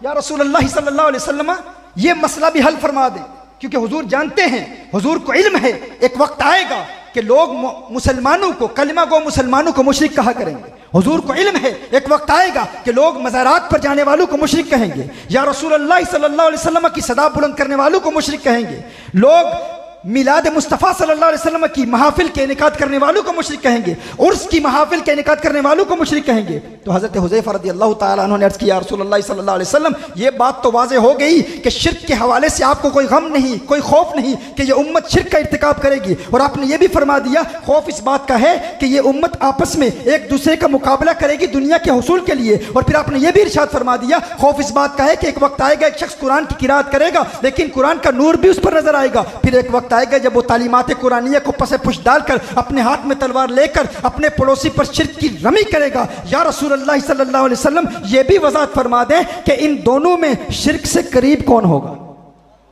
वो जो लोगों पर शिर्क का फतवा लगा रहा है, अपने पड़ोसी को मुशरिक कह रहा है, वो शिर्क के करीब होगा, या जिसे मुशरिक कहा जा रहा है शिर्क से वो करीब होगा? हुजूर अकरम सल्लल्लाहु अलैहि वसल्लम ने इरशाद फरमाया, ऐ मेरे सहाबी, ऐ उज़ैफा, सुन लो कि जिसे मुशरिक कहा जा रहा है उसका शिर्क से कोई ताल्लुक नहीं होगा, वो जो शिर्क के फतवे लगाने वाला है वही शिर्क से करीब होगा। अब मैं आपसे पूछता हूँ, हमारे तबका में, हमारे यहाँ अहले तसव्वुफ में, क्या हम लोगों को मुशरिक कहते हैं? हमारे यहाँ किसी को मुशरिक नहीं कहा जाता, हम किसी को मुशरिक नहीं कहते, लेकिन हमें लोग मुशरिक कहते हैं। क्यों कहते हैं? इन्हीं औलिया की महफिल के नेकात की बुनियाद पर, हुजूर अकरम सल्लल्लाहु अलैहि वसल्लम की शान बयान करने की बुनियाद पर। जब हम हुजूर अकरम सल्लल्लाहु अलैहि वसल्लम के इख्तियारात को बयान करते हैं, हुजूर के तसर्रुफात को बयान करते हैं, हुजूर की कुव्वत को बयान करते हैं, हुजूर की ताकत को बयान करते हैं, इल्म की वसअत को बयान करते हैं, तो लोग हमें मुशरिक कहते हैं। और फिर जुर्रत इतनी कि हुजूर अकरम सल्लल्लाहु अलैहि वसल्लम की ज़ात में नक्श और ऐब तलाश करने के बावजूद खुद ये भी कहते हैं हमें हुजूर से बड़ा प्यार है, हमें हुजूर अकरम सल्लल्लाहु अलैहि वसल्लम से बड़ी मोहब्बत है। ये मेरे बरतानिया में से आए हुए साथी देख रहे हैं, ये वहाँ का यही मामला है ना। Everyone claims this. I love the Prophet sallallahu alaihi wasallam, but I want to defend you. I want to protect you from shirk. But I want to protect you. I fear shirk from you. That's all that they say. This is the statement that's made by everyone. But I want to save you from shirk. I love you. I want to save you from the fire of hell. But we need to tell them. Rasulullah sallallahu alaihi wasallam said, "By Allah, O members of my nation, I do not fear shirk from you. My ummah cannot commit shirk. Why? Because this is the ummah of tawheed. It is not the ummah of shirk. ये उम्मत तौहीद है, उम्मत शिरक नहीं है। ये उम्मत शिरक नहीं करती। और फिर इतनी रऊनत, इतना तकब्बुर कहा किया जाता है? कहा जाता है हम हुजूर से प्यार तो करते हैं। भाई तुम हुजूर से मोहब्बत के मुद्दई हो, क्या मेयार मोहब्बत को कभी तुमने देखा है? नबी करीम सल्लल्लाहु अलैहि वसल्लम तो इरशाद फरमाते हैं कि मोहब्बत अंधा कर देती है, मोहब्बत बहरा कर देती है। हुब्बु को शै युअमी, अगर तुम्हें किसी चीज से प्यार हो जाए ना, किसी चीज से मोहब्बत हो जाए, तो मोहब्बत अंधी होती है, मोहब्बत बहरी होती है। इसका मतलब क्या है? क्या आपको कभी किसी से प्यार हुआ है? मोहब्बत हुई है? जब मोहब्बत हो जाती है ना, तो इंसान अंधा हो जाता है, इंसान बहरा हो जाता है, उसे अपने महबूब में ऐब नजर नहीं आते। आपका कोई बेटा किसी लड़की से शादी करना चाहता हो, आप कहें बेटे देख ले, उसका किरदार देख, उसकी सूरत देख, उसकी शक्ल देख, उसका उठना बैठना देख, वो तेरे लायक नहीं है, तुझे कहाँ उसमें हुस्न नज़र आया? तो बेटा कहेगा कि मुझे तो हुस्न ही नज़र आ रहा है, मुझे तो उसमें हुस्न ही नज़र आ रहा है, जमाल ही नज़र आ रहा है। बाप बड़ी शफकत से, बड़ी मोहब्बत से समझाने की कोशिश करता है, कहाँ है हुस्न उसमें, वो खूबसूरत नहीं है, तू अपना कद देख, अपना हुस्न देख। इसी तरह कोई बेटी कहती है कि मैं फलां जगह शादी करना चाहती हूँ, तो क्या होता है? बाप समझाता है कि क्यों अपने बाप की बात का इनकार करती है, तू देख उसका किरदार देख, उसका औरों से भी राब्ता है, वो और लड़कियों से भी बातें करता होगा, तुझे गुमराह करने की कोशिश कर रहा होगा। लेकिन वो बेटी क्या कहती है? वो जो अपने बाप की इताअत नहीं करती, नाफरमानी करती है, या वो बेटा जो अपने बाप या माँ की नाफरमानी करता है, वो कहते हैं नहीं मुझे तो नक्श नजर नहीं आता। क्यों नक्श नजर क्यों नहीं आता? क्योंकि जब इंसान को किसी से प्यार हो जाए ना, तो फिर इंसान को ऐब नजर नहीं आते, इंसान अंधा हो जाता है। हुजूर अकरम सल्लल्लाहु अलैहि वसल्लम ने इरशाद फरमाया ना कि मोहब्बत अंधी होती है और मोहब्बत बहरी भी होती है। क्योंकि बताने वाले बता रहे हैं, दिखाने वाले दिखा रहे हैं, फुला ऐब है, फुला नक्श है, उसे ऐब नजर ही नहीं आता। बताने वाले बता रहे हैं, वो सुन रहा है, लेकिन वो बहरा हो जाता है। हुजूर ने इरशाद फरमाया मोहब्बत अंधा भी कर देती है, बहरा भी कर देती है। आप देखें, आप कोई किसी दुकान में जाएं, कोई चीज़ खरीदने के लिए जाएं, कोई मोबाइल फ़ोन खरीदने के लिए जाएं, जब तक आप उस फ़ोन को अपनाते नहीं, आपको नक्श नज़र आ रहे होते हैं। जिस तरह रिकॉर्डिंग कर रहे हैं ना, इनको बताया गया है ना रिकॉर्डिंग करें, लेकिन इन्हें इस मोबाइल से बड़ी मोहब्बत है। हाँ, अब ये मोबाइल ख़रीद लिया, अब मैं इस मोबाइल में नक्श तलाश करूँ कि इसमें फुला ऐब है, फुला डिफेक्ट है, ये कहते हैं हमें नज़र नहीं आता। क्यों? जब आप किसी चीज़ को ख़रीदें ना, ख़रीदने के लिए दुकान पर जब आप जाते हैं, तो ख़रीदने से पहले, अपनाने से पहले आपको हर ऐब नज़र आता है, तमाम उयूब नज़र आते हैं। आप उसकी मेमोरी चेक करते हैं, आप उसकी बैटरी लाइफ चेक करते हैं, आप दुकानदार से कहते हैं इसमें ये भी नक्श है, इसमें वो भी नक्श है, इसमें ये ऐब है। आप कोई गाड़ी खरीदने के लिए जाते हैं, आप कहते हैं कि ये गाड़ी मैंने खरीदनी है, लेकिन हर एतबार से उसे टटोलते हैं, परखते हैं, देखते हैं, आपको हर ऐब नज़र भी आ रहा होता है। कोई बताने वाला बता रहा हो तो सुनाई भी देता है कि ऐब है, लेकिन यूं ही आप उस गाड़ी को अपना लेते हैं, फिर किसी में जरूरत नहीं होती कि आपकी गाड़ी में वो नक्श तलाश करे, क्योंकि जब अपना लिया है तो अब आप अंधे भी हो गए, बहरे भी हो गए। आप बात समझ रहे हैं मैं क्या अर्ज कर रहा हूं? कोई आप मकान खरीदना चाहते हैं, खरीदने से पहले हर ऐब नजर आता है, हर नक्श नजर आता है, सुनाई भी देता है, लेकिन जब आप मकान खरीद लेते हैं तो किसी साथी को घर में बुलाते हैं, देख मेरा मकान, तो उसे जब पता है कि अब उसने खरीद लिया, अब वो जरूरत नहीं करेगा कि तेरे मकान में फुला ऐब है, फुला नक्श है, क्योंकि वो जानता है कि ये साहिब अब गुस्सा करेंगे। जब अपना लिया तो मोहब्बत अंधी भी होती है, मोहब्बत बहरी भी होती है, ना ऐब नजर आते हैं, ना ऐब सुनाई देते हैं। मैं कहता हूं ये तो मोहब्बत का मेयार है। दुनिया की उन चीजों के हवाले से जिनमें ऐब होते हैं, नक्श होते हैं, दुनिया की वो मादी अशिया जिनमें नक्श पाए जाते हैं, ऐब पाए जाते हैं, जब प्यार हो जाए तो इंसान अंधा हो जाता है, बहरा हो जाता है। मोहब्बत हो जाए तो बाऐब चीजों में भी ऐब नजर नहीं आते, न दिखाई देते हैं, न सुनाई देते हैं। तुझे तो दावा है उस कौनैन के वाली से मोहब्बत का जिसे अल्लाह ने पैदा ही बेऐब किया है, जिसे अल्लाह ने हर ऐब से पैदा ही बेऐब किया है, पाक किया है। तू कहता है मुझे उस मोहम्मद अरबी से प्यार है। दुनिया में बाऐब चीजों से प्यार हो जाए, ऐब नजर नहीं आते, न सुनाई देते हैं। आमना के लाल से प्यार का दावा भी है, उन्हें तो अल्लाह ने हर ऐब से पाक बनाया है, मोहब्बत का दावा भी है, फिर भी कहता है पुकारो सुनते नहीं फिर भी कहता है उनका वसीला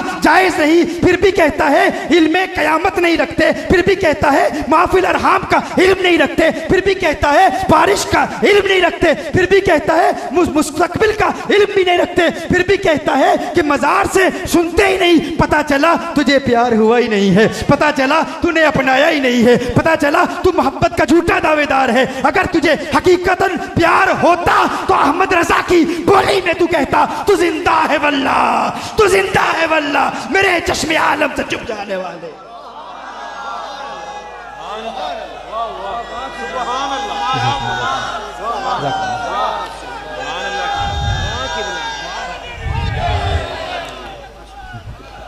प्यार का झूठा दावा है। अगर सच्चा दावा होता तो फिर जिस चीज़ में ऐब होता है उसमें भी नज़र नहीं आता। जिन्हें अल्लाह ने बनाया ही बेऐब है वो कमाले हुस्ने हुजूर है कि गुमाने नक्स जहां नहीं, यही फूल खार से दूर है, यही शमाए के दुआ नहीं। नारे तकबीर, नारे रिसालत, नारे हैदरी। मेरे आका सल्लल्लाहु अलैहि वसल्लम ने इरशाद फरमाया हुब्बिब अलैया मिन दुनियाकुम सलास, मुझे तुम्हारी दुनिया की 3 चीज़ों से प्यार है। या रसूलुल्लाह सल्लल्लाहु अलैहि वसल्लम, सबसे ज़्यादा किस चीज़ से प्यार है? इतर से प्यार है। या रसूलुल्लाह सल्लल्लाहु अलैहि वसल्लम, दूसरा किस चीज़ से प्यार है? ज़ौजा से मैलान से प्यार है। तीसरा किस चीज़ से प्यार है? कौनैन के वाली सल्लल्लाहु अलैहि वसल्लम ने इरशाद फरमाया नमाज मेरी आंखों की ठंडक है, नमाज मेरी आंखों की ठंडक है। हुजूर को नमाज से प्यार है और नमाज में भी कुरान भी है, नमाज में फिर कलाम इलाही भी है। क्यों इस दरबार से, क्यों इस बारगाह से, इस आस्थाने से कुरान की तालीम दी जाती है? हाँ? क्योंकि कुरान तुम्हें दुनिया की हर चीज़ से बेनियाज कर देता है। फ़ारूक आज़म रदी अल्लाह ताला अन्हु की बारगाह में एक शख्स हाजिर होता है, दरवाजे पर दस्तक देता है, मुझे आटे की ज़रूरत है। कुछ अरसे के बाद फिर आता है, मुझे रोटी चाहिए। कुछ अरसे के बाद फिर आता है, मुझे पैसा चाहिए।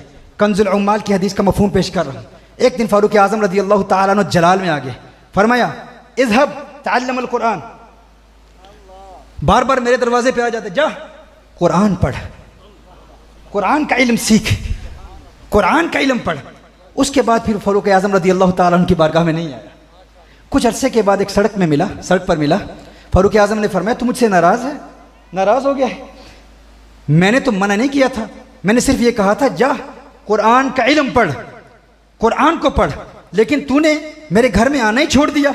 तो फ़ारूक आज़म रदी अल्लाह ताला अन्हु की बारगाह में अर्ज़ करता है ए उमर, जिस चीज़ की तरफ तूने मुझे राग़िब कर दिया है ना, जिस चीज़ की तरफ, जिस इल्म की तरफ तूने मुझे राग़िब कर दिया है, अगनानी अन बाबी उमर, उस इल्म कुरान ने मुझे बाबे उमर से बेनियाज कर दिया है।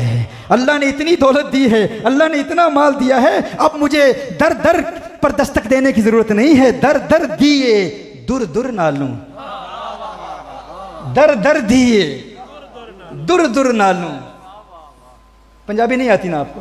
चलो मैं उर्दू में जारी रखता हूँ, क्योंकि मैं लखनऊ में बैठा हुआ तकरीर कर रहा हूँ ना, यहाँ पंजाबी जानने वाले लोग नहीं होंगे। हाँ जी, वो कराची में जो है, जो गुफ्तगू का मेरा अंदाज़ होता है, या मुंबई में होता है या लखनऊ में होता है, वहीं जारी रखूँ या कुछ बात करूँ आपके लहजे में भी? दर दर दिए दुर दुर ना लूं, दुर बन जा एक दर्दा। हाँ, ये बातें उसे ही समझ आएंगी जो इस बारगाह से फैज़ याफ्ता है। हर एक को समझ नहीं आएगी। क्यों? मूर्ख नू की पंद नसीहत, मूर्ख नू के पंद नसीहत, पत्थर नू की पाला, दुद्धा अंदर काग नोहा, ये अंत काले दा काला। दूध के अंदर कव्वे को नहलाएं इस नियत से कि उसका रंग बदल जाएगा, उसका रंग नहीं बदलेगा, वो काले का काला ही रहेगा। लेकिन अहले ज़ौक़ बैठे हैं तो कहा दर दर दर दिए दुर दुर ना लूं, दुर बन जा एक दर्दा, चव्वल कुत्ता क्यों खवेंदा दुर बन वक्ता मरदा। चव्वल कुत्ता क्यों दर दर पर जो है दुत्कारे जाते हो, उस एक दर का दुर बन जाओ, मोती बन जाओ। कहा कुरान का इल्म पढ़। कहा ए फ़ारूक आज़म, आपने जिसकी तरफ तवज्जो दिलाई है उस कुरान ने दुनिया के दरवाज़ों से मुझे बेनियाज कर दिया है। तो आओ ये इरादा करें, हम इबादत में भी इस्तिकामत हासिल करेंगे और कुरान की तिलावत भी करते रहेंगे। मेरे आका सल्लल्लाहु अलैहि वसल्लम ने इरशाद फरमाया इन 3 चीज़ों से प्यार है। अब उस महफिल में फ़ारूक आज़म भी मौजूद हैं, सिद्दीक़ अकबर भी मौजूद हैं, उस्मान गनी भी मौजूद हैं, मौला अली भी मौजूद हैं। सिद्दीक़ अकबर अर्ज़ करते हैं, या रसूल अल्लाह सल्लल्लाहु अलैहि वसल्लम, आपने अपनी 3 पसंदीदा चीज़ों को बयान कर दिया, मुझ सिद्दीक़ की भी तमन्ना है कि मैं भी अपनी 3 पसंदीदा चीज़ों को बयान करूं। ऐ सिद्दीक़, तुझे किस चीज़ से प्यार है? अब देखो सिद्दीक़ अकबर रदियल्लाहु ताला अन्हु का हुस्न इंतिखाब। सिद्दीक़ अकबर रदियल्लाहु ताला अन्हु अर्ज़ करते हैं, या रसूल अल्लाह सल्लल्लाहु अलैहि वसल्लम, अब सिद्दीक़ नमाज भी पढ़ते हैं, रोज़ा भी रखते हैं, हज भी करते हैं, ज़कात भी अदा करते हैं, जिहाद भी करते हैं, कुरान के कारी भी हैं, दीन के मुबल्लिग भी हैं, मेरे आका सल्लल्लाहु अलैहि वसल्लम के खलीफा अव्वल हैं। सिद्दीक़ अकबर रदियल्लाहु ताला अन्हु हर इबादत में कामिल हैं, लेकिन सिद्दीक़ का हुस्न इंतिखाब क्या है? सिद्दीक़ को नमाज से प्यार, रोजे से प्यार, हर इबादत से प्यार, लेकिन सबसे ज्यादा प्यार किस चीज से है? सिद्दीक़ अर्ज करते हैं, अन-नज़्रु इला वजहिक, अन-नज़्रु इला वजहिक, या रसूल अल्लाह सल्लल्लाहु अलैहि वसल्लम, सिद्दीक़ की आंखें हूं, आपका चेहरा हो, सिद्दीक़ की आंखें हूं, आपकी जुल्फें हूं, सिद्दीक़ की आंखें हूं, मजाक के सिर्फ डोरे हूं, सिद्दीक़ की आंखें हूं, अलम नशरह का सीना हो। सिद्दीक़ चाहता है, हर एक चीज से प्यार करता है, लेकिन सबसे ज्यादा प्यारी कौन सी इबादत है? सिद्दीक़ चेहरा वद्दुहा को देखना चाहता है। सिद्दीक़ की तमन्ना है कि हुजूर के हुस्न को देखता रहूं। और फिर सिद्दीक़ अकबर हर वक्त हुस्न मुस्तफ़ा सल्लल्लाहु अलैहि वसल्लम को देखते रहते। मदीना मुनव्वरा में है तो हुस्न मुस्तफ़ा को देख रहे हैं, मक्का मुकरमा में है तो हुस्न मुस्तफ़ा को देख रहे हैं। सिद्दीक़ अकबर मदीने में अपने घर में है तो चश्मे तसव्वुर से हुजूर का तख़य्युल बांधे हुए हुजूर के हुस्न को देखते हैं। मदीना मुनव्वरा की गलियों में है, बाजारों में है तो हुस्न मुस्तफ़ा को देख रहे हैं, बाजार में है तो हुस्न मुस्तफ़ा को देख रहे हैं, और फिर गार में है तो हुस्न मुस्तफ़ा को देख रहे हैं। मैं क्यों ना कहूं आज मज़ार में तो हुस्न मुस्तफ़ा को देख रहे हैं। सिद्दीक़ हुस्न मुस्तफ़ा को देख रहे हैं। और फिर कल जन्नत में होंगे तो कोई जन्नत के महल्लात को देखेगा, कोई जन्नत की हूर देखेगा, कोई जन्नत के कसूर देखेगा। सिद्दीक़ जन्नत में भी आमना के लाल के नूर को देखेगा। ये सिद्दीक़ का प्यार है। हाँ? दिल में जिगर में आंख में बस तू ही तू रहे, दिल में जिगर में आंख में बस तू ही तू रहे, इसके सिवा न दिल में कोई आरज़ू रहे। इस एहतिमाम में शौक में सजदे करूं अदा, तेरा ख्याल आए तो दिल बावजू रहे। और जन्नत मेरे नसीब की वाइस को बख्श दे, मेरे कफन में गैस हुए जाना की बू रहे, मेरे कफन में गैस हुए जाना की बू रहे। मैं जुल्फे यार तेरे बाल बाल के सदके, रिहाई जिससे न हो जाल के सदके, और जो हशर तक न दे चैन कब्र में बेदम, मैं ऐसी याद के कुर्बान ख्याल के सदके, मैं ऐसी याद के कुर्बान ख्याल के सदके। ये सिद्दीक़ अकबर रदियल्लाहु ताला अन्हु का कौनैन के वाली सल्लल्लाहु अलैहि वसल्लम से प्यार है। या रसूल अल्लाह सल्लल्लाहु अलैहि वसल्लम, मैं चाहता हूँ आपका हुस्न देखता रहूँ। फिर सिद्दीक़ अकबर रदियल्लाहु ताला अन्हु अर्ज़ करते हैं, या रसूल अल्लाह सल्लल्लाहु अलैहि वसल्लम, दूसरी पसंदीदा चीज़ ये है मेरी बेटी हो आपके निकाह में हो। हे सिद्दीक़, तीसरी पसंदीदा चीज़ क्या है? मेरा माल हो तमाम आपके नाम पर कुर्बान कर दूँ। अब फ़ारूक आज़म भी मौजूद हैं। फ़ारूक आज़म अर्ज़ करते हैं, या रसूल अल्लाह सल्लल्लाहु अलैहि वसल्लम, मुझ फारूक को भी 3 चीज़ों से प्यार है। अब ये रब्त देखें, सिद्दीक़ अकबर रदियल्लाहु ताला अन्हु को हुजूर का दीदार सबसे प्यारा है। क्यों? हम यहाँ के एथिस्ट से जब बात करते हैं तो वो कहते हैं अल्लाह के वजूद की दलील पेश करो, तो हम अकली दलाइल पेश करते हैं, हम टेलियोलॉजिकल आर्गूमेंट पेश करते हैं, ऑन्टोलॉजिकल आर्गूमेंट पेश करते हैं, कॉस्मोलॉजिकल आर्गूमेंट पेश करते हैं, हम साइंटिफिक दलाइल पेश करते हैं, हम कुरान से दलाइल पेश करते हैं, उनकी किताबों का मुताला करके उनकी किताबों की रोशनी में उनका रद्द करते हैं, सारे दलाइल पेश करते हैं। अल्हम्दुलिल्लाह वो काफ़ी हैं, लेकिन सबसे बड़ी दलील ज़ात मुस्तफ़ा सल्लल्लाहु अलैहि वसल्लम है। वो कहते हैं अगर है तो दिखाओ, अगर है तो दिखाओ। आज भी लोग कहते हैं अगर है तो दिखाओ।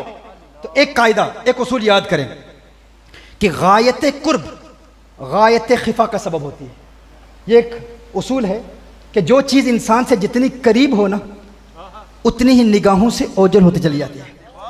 गायत कुर्ब गायत खिफा का सबब होती है। जी कान अगर है तो नज़र क्यों नहीं आता, अगर है तो नज़र क्यों नहीं आता। फिर हुजूर अकरम सल्लल्लाहु अलैहि वसल्लम की ज़ात का इनकार, इंटरसेशन ऑफ रसूलुल्लाह सल्लल्लाहु अलैहि वसल्लम का इनकार, तो गायत कुर्ब गायत खिफा का सबब होती है। देखिए मैं अपनी ये उंगली है, मैं इसको देख रहा हूँ, क्योंकि अभी आंखों से दूर है ना तो नज़र आ रही है। अब कुछ और करीब हो गई, अब भी नज़र आ रही है, अब और करीब हो गई तो रफ्ता रफ्ता ये निगाहों से ओझल होती चली आ रही है, धुंधला सा नज़र आ रहा है। फिर अब और करीब होगी, अब मुझे उंगली नज़र नहीं आ रही। क्यों? क्योंकि जो चीज़ इंसान के जितने करीब होती है उतनी उसकी निगाहों से ओझल होती चली जाती है। इसीलिए आप में से किसी ने कभी अपनी आंखों को नहीं देखा? क्या आप में से किसी ने कभी अपनी आंखों को देखा है? नहीं देखा। क्यों? क्योंकि आंखें आपके माथे से मुत्तसिल हैं, वो इतनी करीब हैं कि अब नज़र नहीं आती। अब कोई कहे कि मुझे नज़र आती हैं, मैंने देखा है, तो हम कहेंगे दलील दो। कोई शख्स ये कहेगा कि मेरे पास दलील तो नहीं है, लेकिन किसी देखने वाले ने बताया है तेरी आंखें हैं, तो मैंने उसकी बात पर एतमाद कर लिया कि मेरी आंखें हैं। तो उसे ये कहा जाएगा कि जिस देखने वाले ने तुझे बताया तेरी आंखें हैं, उसने तेरी आंखों को अपनी किन आंखों से देखा था? तुम कहते हो ना, जब तक देखूंगा नहीं उस वक्त तक मानूंगा नहीं। तो जिसने तुम्हें कहा है तेरी आंखें हैं और तुमने उसकी बात पर एतमाद कर लिया, क्या उसकी आंखें भी हैं? अगर उसकी आंखें हैं तो उसने अपनी आंखों को देखा है। तुम तो कहते हो नहीं देखा, क्योंकि तुमने कभी अपनी आंखों को नहीं देखा, तो अपनी आंखों के वजूद को क्यों मानते हो? कहा उसने बताया है, तो उसने भी तुम्हारी आंखों को अपनी उन आंखों से देखा है जिन आंखों को उसने भी कभी नहीं देखा था। अब समझ रहे मैं क्या अर्ज कर रहा हूं? उसने भी, तो उसको तो तू अंधा समझता है, क्योंकि उसने भी अपनी आंखों को नहीं देखा, तो उस अंधे की बात पर यकीन करके तूने अपनी आंखों के वजूद को तस्लीम कर लिया। एक शख्स बड़ी रऊनत से कहता है, मैंने अपनी आंखों को देखा है। अच्छा, तूने अपनी आंखों को देखा है? कहां देखा है? कहा मैंने अपनी आंखों को आईने में देखा है, इसलिए मैं अपनी आंखों को मानता हूं। अच्छा, तूने अपनी आंखों को आईने में देखा है, तो ये बता, जब तूने अपनी आंखों को आईने में देखा था तो किन आंखों से देखा था? जब तूने अपनी आंखों को देखा था तो बता फिर किन आंखों से देखा था? अगर इन आंखों से देखा था, अगर ये आंखें यहां हैं, तो किस चीज को देख रहा था? वो आंखें में, आईने में कैसे? वो तो यहां हैं। और अगर ये आंखें आईने में मुंतकिल हो गई थी, तो फिर देखा किन आंखों के साथ था? क्या सुनने आप क्या अर्ज कर रहा हूं? पता चला तूने आईने में अपनी आंखों को नहीं देखा, अपनी आंखों के परतों को देखा, अपनी आंखों की रिफ्लेक्शन को देखा, अपनी आंखों के अक्स को देखा। तूने आईने में अपनी आंखों को नहीं देखा, अपनी आंखों की रिफ्लेक्शन को देखा। तो मैं ये कहने में हक बजानिब हूं कि वो आंखें जो तेरे जिस्म के करीब हैं, उन्हें तू आईने के वसीले के बगैर नहीं देख सकता, तो वो रब जो तेरी शेरक से भी करीब है, उसे वसीला मुस्तफा के बगैर कैसे देख सकता?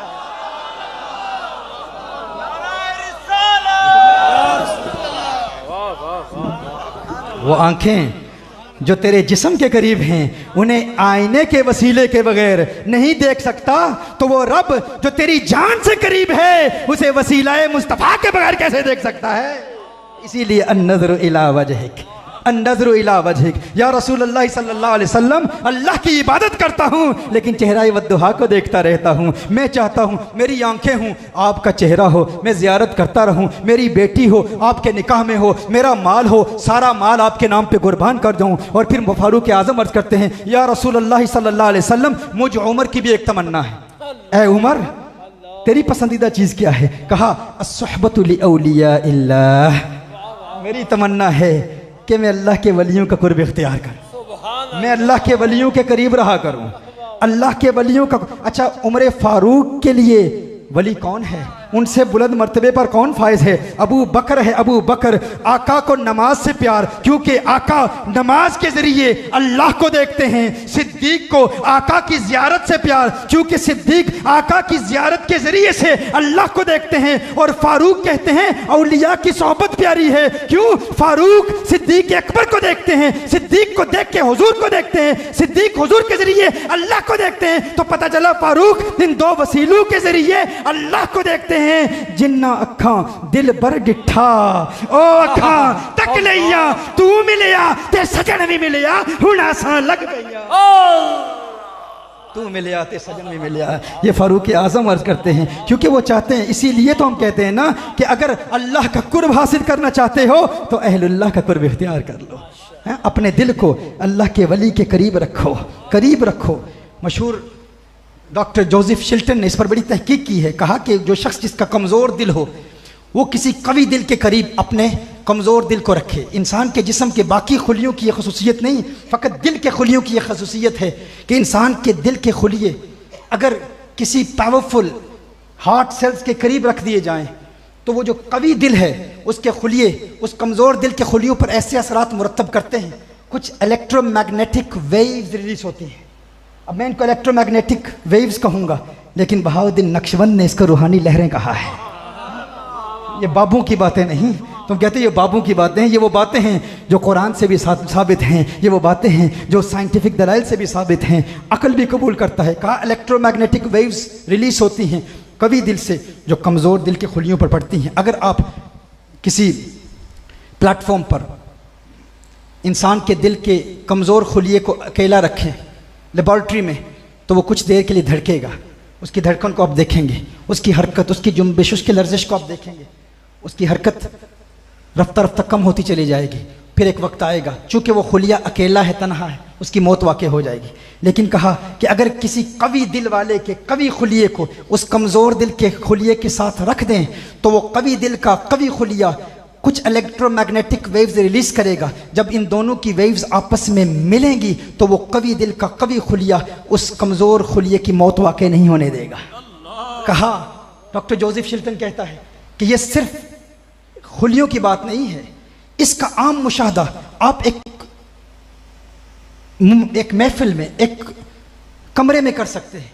किसी कमरे में अगर कवि दिल वाला शख्स मौजूद हो और साथ कमज़ोर दिल वाले लोग भी मौजूद हों और वो कुछ ऐसा कलाम करना शुरू कर दें कि उनके दिल की हरकत मिल जाए, तो कवि दिल कुछ ऐसी इलेक्ट्रोमैग्नेटिक वेव्स रिलीज करेगा कि वो कमज़ोर दिल को भी कवि से कवितर बनाएगा।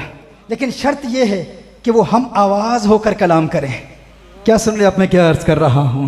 नक्शबंदी, ये तो तुम्हारा मौजू है, ये तो तुम्हारा सब्जेक्ट है। तुम तो कहते हो कि एक आवाज़ में जिक्र करो, अल्लाह अल्लाह की ज़रब हो, एक आवाज़ हो, एक अंदाज हो, सांसें मिलाकर जिक्र करो। तुमने कहा ये बाबों की बातें हैं, तुमने कहा ये साईं की बातें हैं। मैं कहा साइयों की बातें नहीं, ये साइंस की बातें हैं, ये साइंस की बातें हैं, ये कुरान से भी साबित हैं, ये हदीस से भी साबित हैं। कहा कि वो कवि दिल कमज़ोर दिल को मजबूत करेगा। इसी तरह अल्लाह अल्लाह का जब विर्द किया जाता है, और देखें फीटल रिएक्शन टू साउंड, एक मशहूर किताब है। बच्चे के जब बच्चा माँ के रहम में होता है, रहम मादर में होता है, तो बच्चे का कुछ वक्त के बाद उसका ऑडिटोरी सिस्टम, उसकी कुव्वत समात बहाल हो जाती है, और बच्चा अपने माँ के पेट में सबसे ज़्यादा जिस आवाज़ को सुनता है वो माँ के दिल की धड़कन है। कहा उस दिल की धड़कन का उस बच्चे की प्रैक्टिकल लाइफ में इतना असर पड़ता है कि जब वो बच्चा दुनिया में आता है तो उसकी आदतें उसकी माँ की आदतों की तरह हो जाती हैं। क्योंकि जो आवाज़ बच्चा माँ के पेट में सबसे ज़्यादा सुनता है वो क्या है? माँ के दिल की धड़कन। इसीलिए साइकोलॉजिस्ट कहते हैं कि जब बच्चा दुनिया में आता है, जब वो रोता है, जब बच्चा सोता नहीं, तो माँ उसे अपने जिस्म के साथ रखती है, अपने सीने पर किस जानिब रखती है? बाईं जानिब। बाईं जानिब क्यों रखती है? क्यों कि बच्चा माँ के पेट में जिस आवाज़ को सुनता था वो माँ के दिल की धड़कन थी, वो दिल की धड़कन उसे सुकून देती है। कहा जब बच्चा रोता है तो माँ उसे बाईं जानिब अपने सीने से लगाती है, तो उसे माँ के पेट में जो दिल की धड़कन की आवाज़ आती है वो याद आती है, तो उसे नींद आ जाती है, सुकून मिलता है। और फिर जब बच्चा दुनिया में, और इसीलिए आज कहा जाता है कुछ लोगों को क्लॉक की टिक टिक, ये जो हम साइकोलॉजी पर हम बयान करते हैं, चाइल्ड साइकोलॉजी पर, कि अगर किसी को नींद ना आती हो तो वो लाइट्स ऑफ कर दे और क्लॉक की टिक टिक की आवाज़, ये जो घड़ियाल है, घड़ी है, इसकी टिक टिक की आवाज़ आपको सुकून देती है और आपको आसानी से नींद आ जाती है। कहा क्यों? कहा वो टिक टिक की आवाज़ आप माँ के पेट में सुनते थे, आप उसके आदी हो चुके हैं, इसीलिए आपको नींद आ जाती है। और फिर फीचर रिएक्शन टू साउंड में कहा गया कि जब वो बच्चा दुनिया में आता है तो उस बच्चे की आदतें उसकी माँ की तरह हो जाती हैं, उस बच्चे की आदतें उसकी माँ की तरह हो जाती हैं, उसका जाहिर उसकी माँ की तरह हो जाता है। तो मैं ये क्यों ना कहूँ कि वो बच्चा जो 9 महीने अपने माँ के पेट में रहता है, जब इस दुनिया में आता है तो उसकी ये दुनिया उसकी माँ की दुनिया की तरह हो जाती है। तो जो मुरीद अपने कमज़ोर दिल को अपने मुर्शिद के कवी दिल के करीब रखता है, वो इस दुनिया में रखता है, उस दुनिया में उसकी आखिरत अपने मुर्शिद की आखिरत की तरह हो जाती है। इसीलिए तो दिल को करीब रखने के लिए कहा गया है ना कि दिलों को करीब रखो, अपने कामिल मुर्शिद के कवी दिल के करीब रखो, लेकिन इसके लिए फिर इनकिसारी भी चाहिए, आजी भी चाहिए। न कोई दिल मिलाता है, न कोई दिल से मिलता है, न कोई दिल मिलाता है, न कोई दिल से मिलता है। किसी ने सच कहा है, दिल बड़ी मुश्किल से मिलता है। मोटे मोटे पेट रास्ते में आ जाते हैं ना, लालच रास्ते में आ जाते। मुर्शिद की बारगाह में झुकना किसी किसी को नसीब होता है, जो कामिल इताअत वाला होता है, कामिल मुत्तबे होता है, वो अपने दिल को दिल से मिलाता है, न कोई दिल मिलाता है न कोई दिल से मिलता है। किसी ने सच कहा है, दिल बड़ी मुश्किल से मिलता है, और जिसका मिल जाए ना फिर वो कहता है हार थीमा टेंदे गल दावे माही निमे असलों दूर न थीमा या टेंडे पैरों दी थीमा जुत्ती नित कदमा हेठ मधीवा इजिज नियाज ए मुट्ठी सादी नित बांदी यार सदीवा यार फरीदा मुक्ते दिल बरदा मैं वेख वेख के जीवा। यार फरीद गोल गता में खेश कबीला एक सोने या तंडड़े नाथू रब दी कसम माही प्यारा लगना है सकू बाबुल वीर ते माथू उम्र गुजारा विच कदमा दे एक वारी जे आखे हाँ तू यार फरीदा मैं दूर नहीं वसना तेरी जुल्फ दी ठंडड़ी छा। मैं दूर नहीं वसना तेरी जुल्फ दी ठंडड़ी छा तू।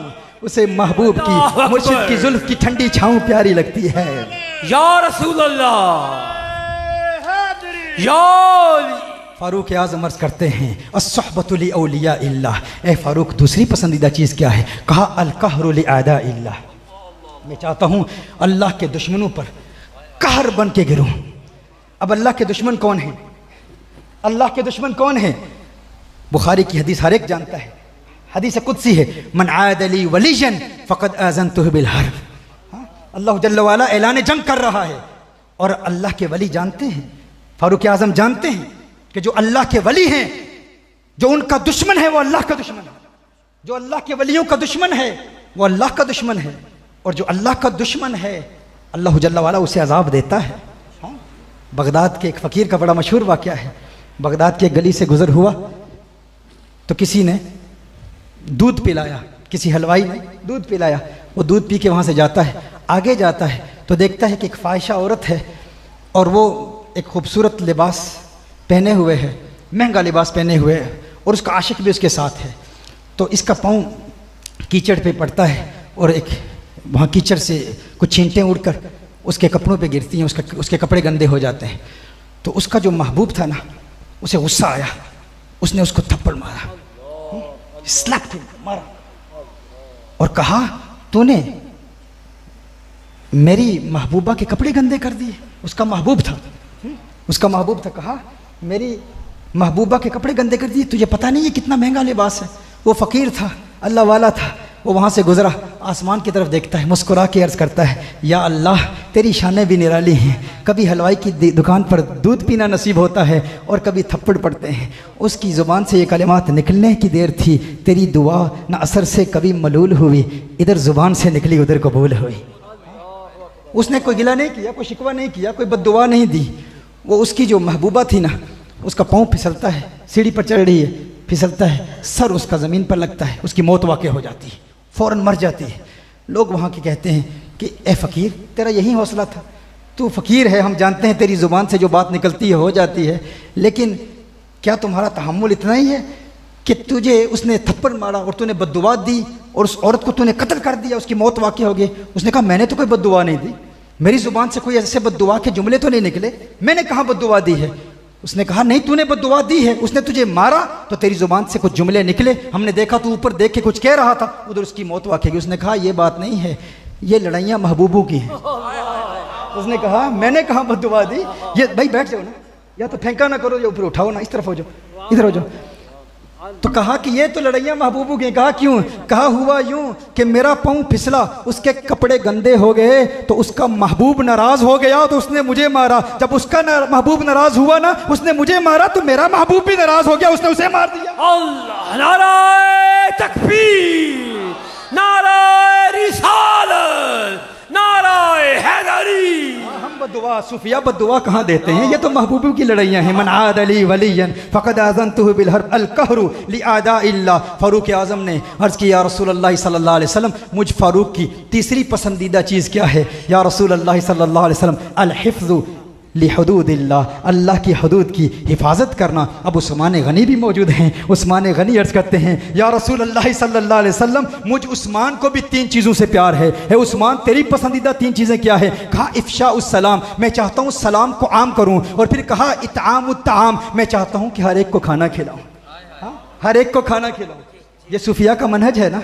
यहाँ पर लंगर क्यों तकसीम होता है? हर एक के लिए, यहाँ फ़र्क नहीं किया जाता। जो आता है उसे खिलाया जाता है, अपना आए गैर आए। यही लंगर है जिसकी वजह से मुहय्यद्दीन इब्न अरबी रहमहुल्लाह का फैज़ान पूरी दुनिया में फैल रहा है, गौसे आज़म का फैज़ान पूरी दुनिया में फैल रहा है, ख्वाजा गरीब नवाज़ का फैज़ान पूरी दुनिया में फैल रहा है। लोग कहते हैं इन औलिया ने किसको मुसलमान किया? 90 लाख को ख्वाजा गरीब नवाज़ के लंगर से ईमान नसीब हुआ है।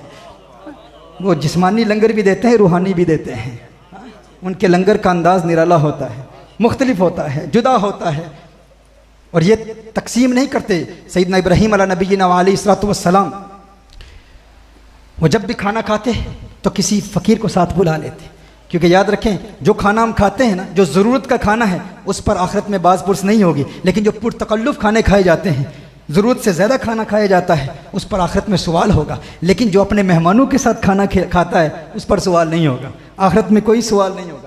इब्राहीम अला नबीना अलैहिस्सलातु वस्सलाम जब भी खाना खाते, अकेले नहीं खाते, गलियों बाज़ारों में से किसी को पकड़ के ले आते, उसे खाना खिलाते। एक मरतबा इब्राहीम अलैहिस्सलाम बाहर से किसी फ़कीर को ले आए, कहा आ मेरे साथ खाना खा। जब वो खाना खाने लगा तो कहा अल्लाह का नाम ले। उसने कहा मैं अपने बुतों से गद्दारी नहीं कर सकता, मैं तो तेरे अल्लाह को मानता ही नहीं हूँ, मैं तो तेरे अल्लाह को मानता ही नहीं हूँ, मैं तो बुतों का पुजारी हूँ, बुतों की पूजा करता हूँ। तू कहता है कि अल्लाह का नाम ले। सैयदना इब्राहीम अला नबीना अलैहिस्सलातु वस्सलाम ने फरमाया तेरा मेरा रिश्ता ही क्या है? तुझे घर में बुलाया इसीलिए है कि अल्लाह के नाम पर तू खाएगा, अल्लाह के लिए ही तो बुलाया। अगर तू मेरे अल्लाह को मानता ही नहीं है तो ठीक है, तू जा सकता है। वो वहाँ से जाता है, उधर से वो वहाँ से रुखसत होता है, उधर जिब्रील अमीन हाजिर हो जाते हैं। जिब्रील अमीन हाजिर हो। ए जिब्रील क्यों आना हुआ, कैसे आना हुआ? जिब्रील अमीन अर्ज़ करते हैं ए इब्राहीम, अल्लाह जल्ल वाला का पैगाम आया है। अल्लाह का पैगाम क्या है? अल्लाह इरशाद फरमाता है ए इब्राहीम, तूने मेरे उस बंदे को महरूम क्यों रखा? ए अल्लाह, तेरा बंदा कैसे है? वो तो बुतों का पुजारी है, वो तो बुतों की पूजा करता है, वो तो तेरा नाम भी नहीं लेना चाहता। अल्लाह ने इरशाद फरमाया ए इब्राहीम बता इसकी उम्र कितनी है? या अल्लाह तकरीबन 80 साल की उम्र होगी।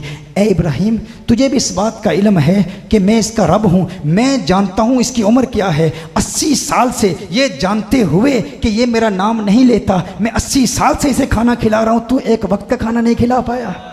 इब्राहीम अलैहिस्सलाम फ़ौरन वहाँ से बाहर जाते हैं। ए फ़कीर आ जा। उसने कहा मैं तेरे खुदा का नाम नहीं लेता, मैं बुतों से गद्दारी नहीं कर सकता, मैं बुतों का वफादार हूँ। कहा आ जा खाना तो खा। जब वो आया तो कहा इब्राहीम, तू बड़े जलाल में था उस वक्त, बड़े गुस्से में था, तू कह रहा था कि मेरे रब का नाम नहीं लेगा तो तुझे खाना नहीं मिलेगा। अब क्या हुआ? कहा उसी रब का पैगाम आ गया है। कहा उस रब का क्या पैगाम आया है? कहा उसी रब ने यह पैगाम दिया है 80 साल से ये जानते हुए कि ये मेरा नाम भी नहीं लेता, मैं खिला रहा हूँ, तू एक वक्त की रोटी क्यों नहीं खिलाता? कहा अच्छा, अगर तेरा रब ऐसा करीम है, ऐसा रहमान है, ऐसा रहीम है तो फिर खाना बाद में खिलाना, पहले कलमा पढ़ा के मुसलमान तो कर मुझे।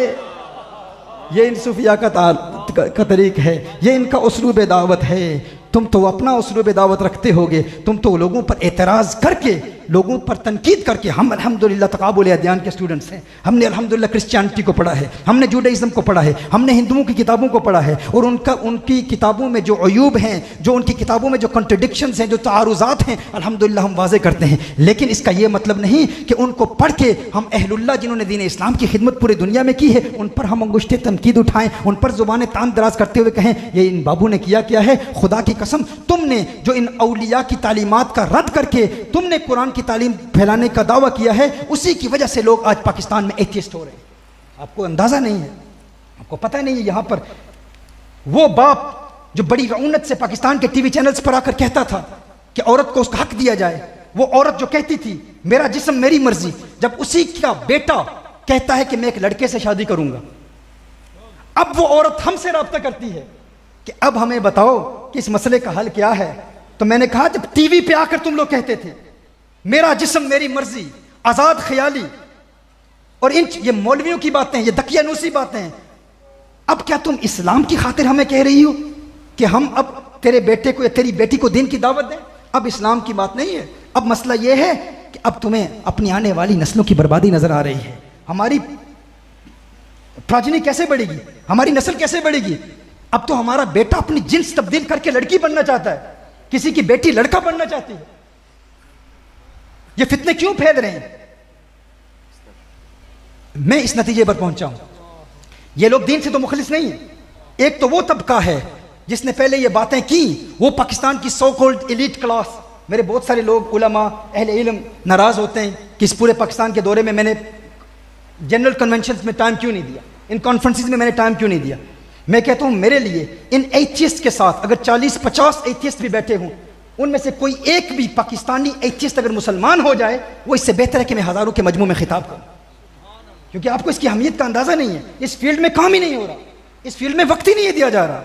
बहुत सारे लोग कराची में भी बहुत नाराज़ हुए, लाहौर में भी नाराज़ हुए कि आप ये टाइम आप 3 हफ्तों के लिए आए हैं। हर रोज़ अल्हम्दुलिल्लाह हमारी इन लोगों से मुलाकातें हैं, और ये उलमा के पास जाते ही नहीं, ये हमारे स्कॉलर्स के पास जाते ही नहीं, ये मसाजिद में जाते ही नहीं। ये बड़ी एलानिया हुजूर अकरम सल्लल्लाहु अलैहि वसल्लम की ज़ात पर तनकीद करते हैं। हुजूर अकरम सल्लल्लाहु अलैहि वसल्लम की सैयदा आयशा रज़ियल्लाहु ताला अन्हा के साथ उस उम्र में निकाह क्यों हुआ, नबी करीम सल्लल्लाहु अलैहि वसल्लम के हवाले से ऐसे सख्त जुमले अगर आप सुने तो आप तो कहेंगे ना, सरतन से जुदा, सरतन से जुदा। हर वक्त सरतन से जुदा नहीं होता।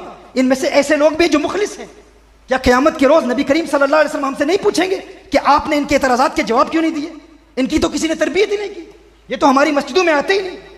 आज कराची में, इस्लामाबाद में, लाहौर में इल्यूमिनाटी, फ्री मेसनरी, सैटनिस्ट मूवमेंट, ये अपने घरों में लूसीफर की पूजा कर रहे हैं, शैतान की पूजा कर रहे हैं। इसी पाकिस्तान में आपके बेटे, आपके बच्चे, इसी सो कॉल्ड एलीट क्लास को फॉलो करने वाले आज शैतान के पुजारी हैं, अल्लाह जल्ल व अला की जात पर तनकीद कर रहे हैं, और आपके उर्दू बोलने वाले एथियस्ट यहाँ की सोशल मीडिया पर छाए हुए हैं।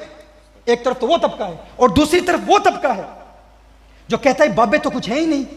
हमने इन नौजवानों से पूछा, खुदा की कसम बेशुमार ऐसे नौजवान इनसे हमसे पूछा, हमने उनसे पूछा कि तुम एथियस्ट क्यों बने, तो उनका जवाब यह था कि पहले हम दीन की तरफ आए थे, लेकिन जब दीन की तरफ आए तो सोशल मीडिया में जो सबसे ज्यादा मशहूर लोग थे उनकी बातें यही थी कि ये बाबे कुछ नहीं कर सकते। तो हम इस नतीजे पर पहुंचे कि अगर बाबे मरने के बाद मदद नहीं कर सकते, और ये कहा जाता है कि अगर बाबे मदद नहीं कर सकते, अगर नहीं कर रहे तो बाबों की मदद को मानना ही गलत है, तो फिर अल्लाह भी फलस्तीन को आजाद नहीं कर रहा, तो अल्लाह के वजूद को हम क्यों माने?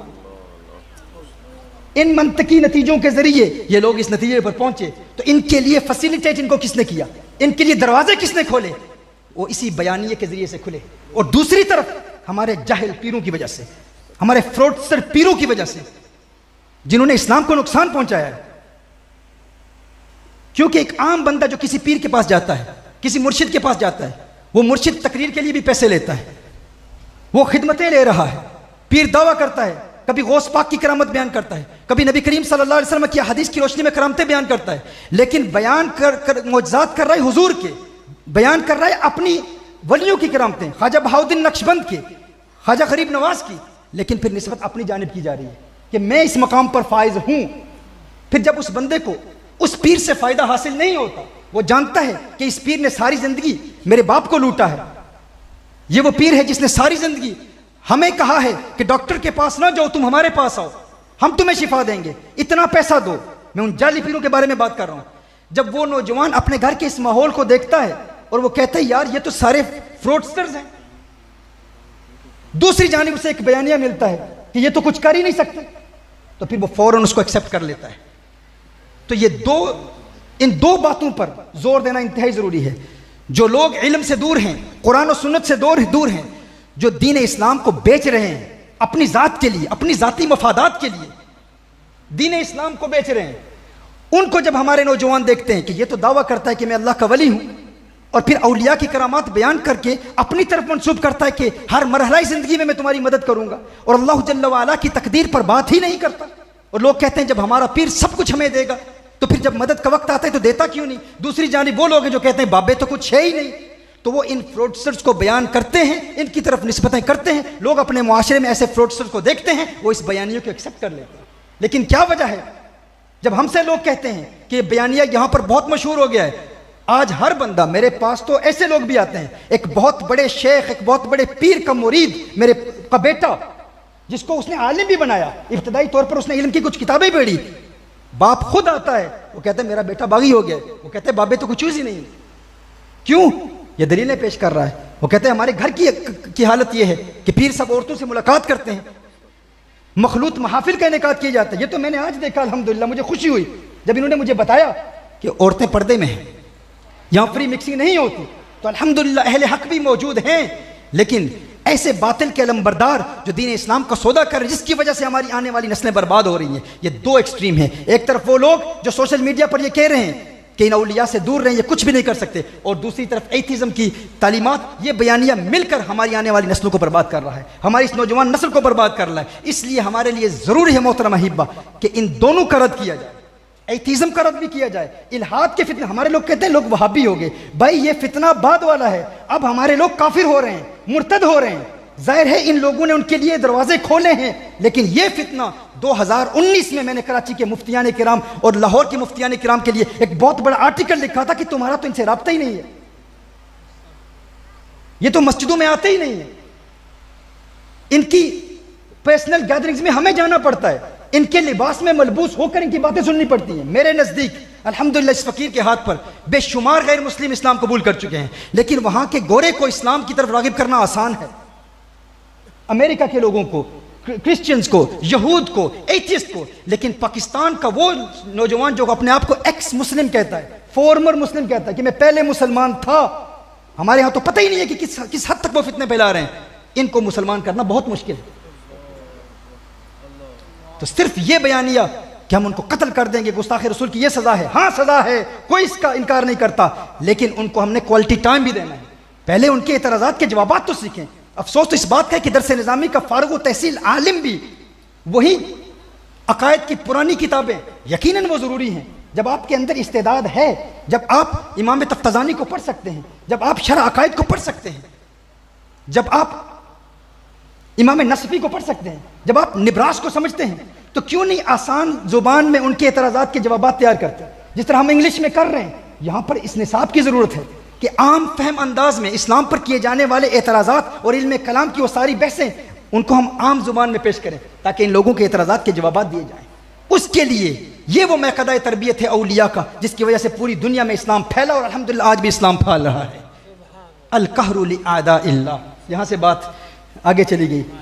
सैयदना उमर फारूक रज़ियल्लाहु ताला ने फरमाया अस्सुहबतु लि औलियाइल्लाह और अल कहरु लि आदाइल्लाह, अल हिफ्ज़ु लि हुदूदिल्लाह। और उस्मान गनी अर्ज़ करते हैं इफ़शाउस सलाम, इत्आमुत ताम, खाना खिलाना। और उस्मान तीसरी पसंदीदा चीज़ क्या है? उस्मान गनी अर्ज़ करते हैं या रसूलल्लाह सल्लल्लाहु अलैहि वसल्लम, मुझ उस्मान को रात की इबादत से प्यार है। रात के वक्त जब लोग मीठी नींद सो रहे हों, उस्मान उस वक्त अल्लाह की बारगाह में सजदा करना पसंद करता है। और फिर मौला अली साहिब जुल्फ़िकार हैदर कर्रार अली मौला वो अर्ज़ करते हैं या रसूलल्लाह सल्लल्लाहु अलैहि वसल्लम, मुझे अली को भी तीन चीज़ों से प्यार है। हे अली तेरी तीन पसंदीदा चीज़ें क्या हैं? अली कर्रमल्लाहु वजहहु करीम फरमाते हैं या रसूलल्लाह सल्लल्लाहु अलैहि वसल्लम, अद्दर्बु बिस्सैफ, अद्दर्बु बिस्सैफ, गुस्ताख की गर्दन हो अली की तलवार हो, गुस्ताख की गर्दन हो अली की तलवार हो। ए अली दूसरी पसंदीदा चीज़ क्या है? मौला अली कर्रमल्लाहु वजहहु अर्ज़ करते हैं या रसूलल्लाह सल्लल्लाहु अलैहि वसल्लम, अस्सौम बिस्सैफ, मैं अली चाहता हूँ कि गर्मियों के लंबे दिनों के रोज़े रखूँ, अपने नफ्स को मारूँ, नफ्स को मारूँ। यानी वो रोज़े नहीं जब सर्दियाँ हों, बारिश हो, ठंडक हो, ना, जब अरब के पहाड़ अंगारे बरसा रहे हों, सूरज हिद्दत गा रहा हो, जुबानें खुश्क हो रही हूँ। अली को गर्मियों के लंबे दिनों के रोज़े पसंद हैं। ये मौला अली की तरबियत है। नफ्स को मारना, अपनी ख्वाहिशात के खिलाफ काम करना। अगर लज्जते तर्क के लज्जत बदानी, दिगर लज्जते नफ्स लज्जत न खानी। तर्क के लज्जत भी नहीं, लज्जत से कम कुछ मज़ा इसका भी देखा चाहिए, कुछ मज़ा इसका भी देखा चाहिए। तुम्हें पता ही नहीं है तर्क के लज्जत में कितनी लज्जत है। नज़ारे की हवस है तो आंखों को बंद कर, है देखना यही कि ना देखा करे कोई। अगर गुजरात की हसीनाओं को देखने की भी तमन्ना है और फिर कहती है हुजूर अकरम सल्लल्लाहु अलैहि वसल्लम का दीदार करूंगा, रात के वक्त टेलीफोन पर पोर्नोग्राफी देख रहे हो, मूवीज़ देख रहे हो, और फिर ये दावा है कि मैं हुजूर की ज़ियारत करना चाहता हूँ। ना ना, पहले खाना दिल को पाक कर, तज़किया नफ्स के मराहिल तय कर, अपने नफ्स की खिलाफ वर्जी कर, और फिर देख हुस्न मुस्तफ़ा सल्लल्लाहु अलैहि वसल्लम कैसे नज़र आता है। मौला अली कर्रमल्लाहु वजहहु करीम फिर अर्ज़ करते हैं या रसूलल्लाह सल्लल्लाहु अलैहि वसल्लम, मुझे अली की तीसरी पसंदीदा चीज़ ये है इकरामुद्दैफ, मैं चाहता हूँ मेहमान नवाजी करूँ। ये सूफिया का मनहज यही है ना, मेहमान नवाजी करना। जो आए अच्छा, मेरे आका सल्लल्लाहु अलैहि वसल्लम ने इरशाद फरमाया, जो किसी मोमिन की हाजत पूरी करता है इसलिए ताकि उसे खुश कर दे, उसने मुझ मोहम्मद को खुश कर दिया सल्लल्लाहु अलैहि वसल्लम। लोगों में खुशियां तकसीम करो। हुजूर ने इरशाद फरमाया, जिसने मुझे खुश कर दिया अल्लाह ने उसे जन्नत अता फरमा दी। मेरे आका सल्लल्लाहु अलैहि वसल्लम ने इरशाद फरमाया, अत-तरगीब व तरहीब की हदीस है। हुजूर ने इरशाद फरमाया, जब मोमिन किसी मोमिन को खुश करता है, जब किसी के दिल में खुशी को डालता है, तो अल्लाह जल्ला वाला उसके इस अमल से एक फरिश्ता पैदा करता है, एक फरिश्ता पैदा करता है। वो फरिश्ता उस वक्त से लेकर उसकी मौत तक अल्लाह की इबादत करता रहता है। और जब वो शख्स कब्र में जाता है तो वो फरिश्ता उसकी कब्र में आता है और कहता है, क्या तुम मुझे पहचानते हो? वो कहता है, तुम कौन है, तुम कौन हो? तो वो फरिश्ता कहता है, मैं वही खुशी हूं जो तूने एक मोमिन के दिल में पैदा की थी, मैं वही खुशी हूं जो तूने एक मोमिन के दिल में पैदा की थी। फरिश्ते की सूरत इख्तियार करके उस वक्त से अल्लाह की इबादत कर रहा हूं। और आज तेरी कब्र में क्यों आया हूं? इसलिए आया हूं ताकि इस मुश्किल लम्हे में तुझे तसल्ली दूं, तुझे सुकून दूं। यानी जब तूने मोमिन को खुश किया था, आज तो अगर गमगीन है तो तुझे खुशी दूं, और आज कब्र में तुझे जन्नत तेरा ठिकाना दिखा दूं। ये खुशी, लेकिन मेरे आका सल्लल्लाहु अलैहि वसल्लम ने शायद फरमाया, खुशी पैदा करना जरूरी है। देने वाले बहुत होते हैं, लंगर खिलाने वाले बहुत होते हैं, खुशी देने वाले कम होते हैं। ये हमने अपने आप से पूछना है। लोग खिदमत खल्क बजा लाते हैं। मैं कहता हूं खुशी हमेशा ट्विंस की सूरत में पैदा होती है, जुड़वा पैदा होती है। कभी खुशी तन्हा पैदा नहीं होती। एक खुशी किसी को दोगे ना तो दो पैदा होंगी, एक दोगे तो एक वापस लोगे। खुशी जो दोगे वही मिलेगा। लोगों को गम दोगे तो गमगीन रहोगे, गम मिलेंगे। सुख दोगे तो सुख मिलेंगे, खुशियां दोगे तो खुशियां मिलेंगी। हमने अपने आप से पूछना, कब हम अपने घर से निकलते हैं इस नीयत से कि किसी का दिल खुश करें। हमारे यहाँ तो हम महंगी गाड़ी खरीदते हैं तो इसलिए ताकि दूसरे को दिखाएं कि तेरी गाड़ी सस्ती है। अच्छी घड़ी खरीदते हैं तो इसलिए ताकि दूसरे का दिल दुखे। अच्छा लिबास पहनते हैं तो इसलिए कि ताकि दूसरे का दिल दुखे। अच्छा फोन लेते हैं तो ताकि दूसरे का दिल टूटे कि वो गरीब है, मैं अमीर हूं। हमने अपने आप से पूछना है कि कब हम अपने घर से निकलते हैं। आज मैं घर से इस नीयत से निकलूंगा ताकि फुला को खुश करूं। आज फुला मेहमान मेरे घर में आएगा तो उसके लिबास की तारीफ करूंगा। अगर मैं किसी के घर जाऊंगा तो जो उसने खाना पकाया है उसकी तारीफ करूंगा। मेरे मौला अली कर्रमल्लाहु वजहुल करीम ने फरमाया, इकरामुद्दैफ, मैं चाहता हूं कि मेहमान नवाजी करूं, ज़ियाफत करूं मेहमानों की, उनमें खुशियां बांटूं। खुशियां बांटने वाले बनो। मोहतरमा हिब्बा, बहुत सारे लोग हैं जो लोगों को पैसे तो देते हैं। लोग हमसे कहते हैं, तुम कहते हो जो लोगों को खाना खिलाते हैं खुश रहते हैं। तो मैंने फुला सेठ साहब को देखा, फुला पीर साहब को देखा, उनके यहाँ बड़ा लंगर तकसीम होता है, बहुत खाना खिलाते हैं, लेकिन फिर भी गमगीन ही रहते, परेशान रहते हैं। वो खाना देते हैं, खुशी नहीं देते। खुशी देने वाले बनो कि फुला को खुश करूंगा। भाई खाना खिलाकर उसे डांट दिया, मैंने तुझे फुला वक्त इतना खाना खिलाया था, सारी जिंदगी एहसान जतलाते रहे, तो तुम खाना तो देते रहे, खुशी ना दे सके। और कुछ तो ऐसे हैं जो देकर भी खुशी नहीं दे सकते, और कुछ ऐसे हैं जो लेकर भी खुशी दे देते।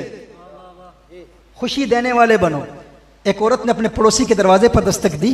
दस्तक देकर कहती है कि मुझे नमक दे, मेरे घर में नमक नहीं है। तो बेटे ने कहा कि घर में नमक है मां, तो इससे क्यों मांगती है? कहा कि ये गरीब है, नादार है, कभी हमसे खाना मांग लिया करता है, लेकिन जब ये खाना मांगता है ना, सफेद पोश इंसान है, तो इसके दिल में हिचकिचाहट महसूस होती है कि मैं भिखारी हूं, इससे मांग रहा हूं। तो मैं इसलिए इससे मांग रही हूं, नमक इसलिए मांग रही हूं ताकि ये महसूस करे कि मेरा शुमार भी अब देने वालों के सफ में हो गया है। हमें भी पता है कि हमारे घर में नमक है, लेकिन इससे इसलिए मांग रही हूं।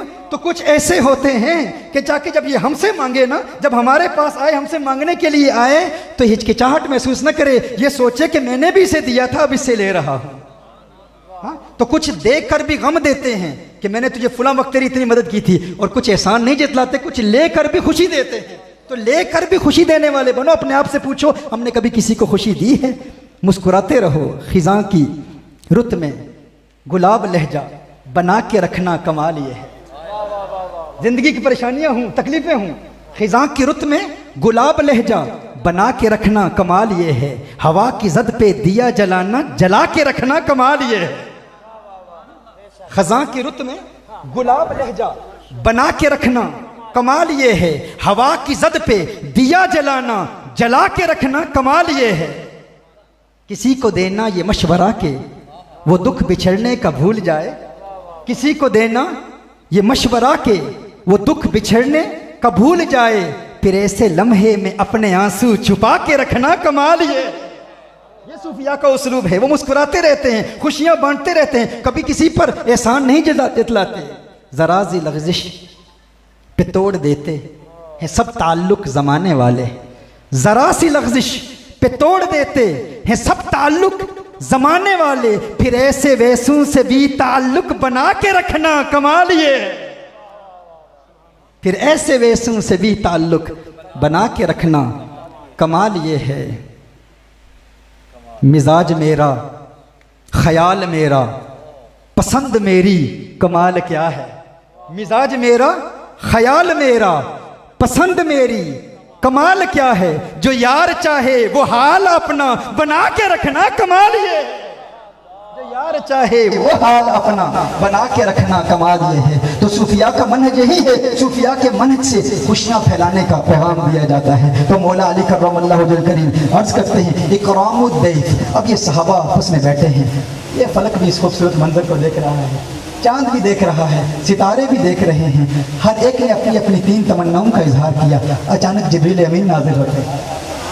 जिब्रील कैसे आना हुआ, जिब्रील क्यों आए। जिब्रील अर्ज करते हैं या रसूलुल्लाह सल्लल्लाहु अलैहि वसल्लम, सिद्दीक ने अपनी 3 पसंदीदा चीजों को बयान किया, फारूक ने किया, उस्मान ने किया, अली ने किया, आपने भी कर दिया। अब मुझे जिब्रील की तमन्ना है कि मैं भी अर्ज करूं कि मुझे जिब्रील को भी 3 चीजों से प्यार है।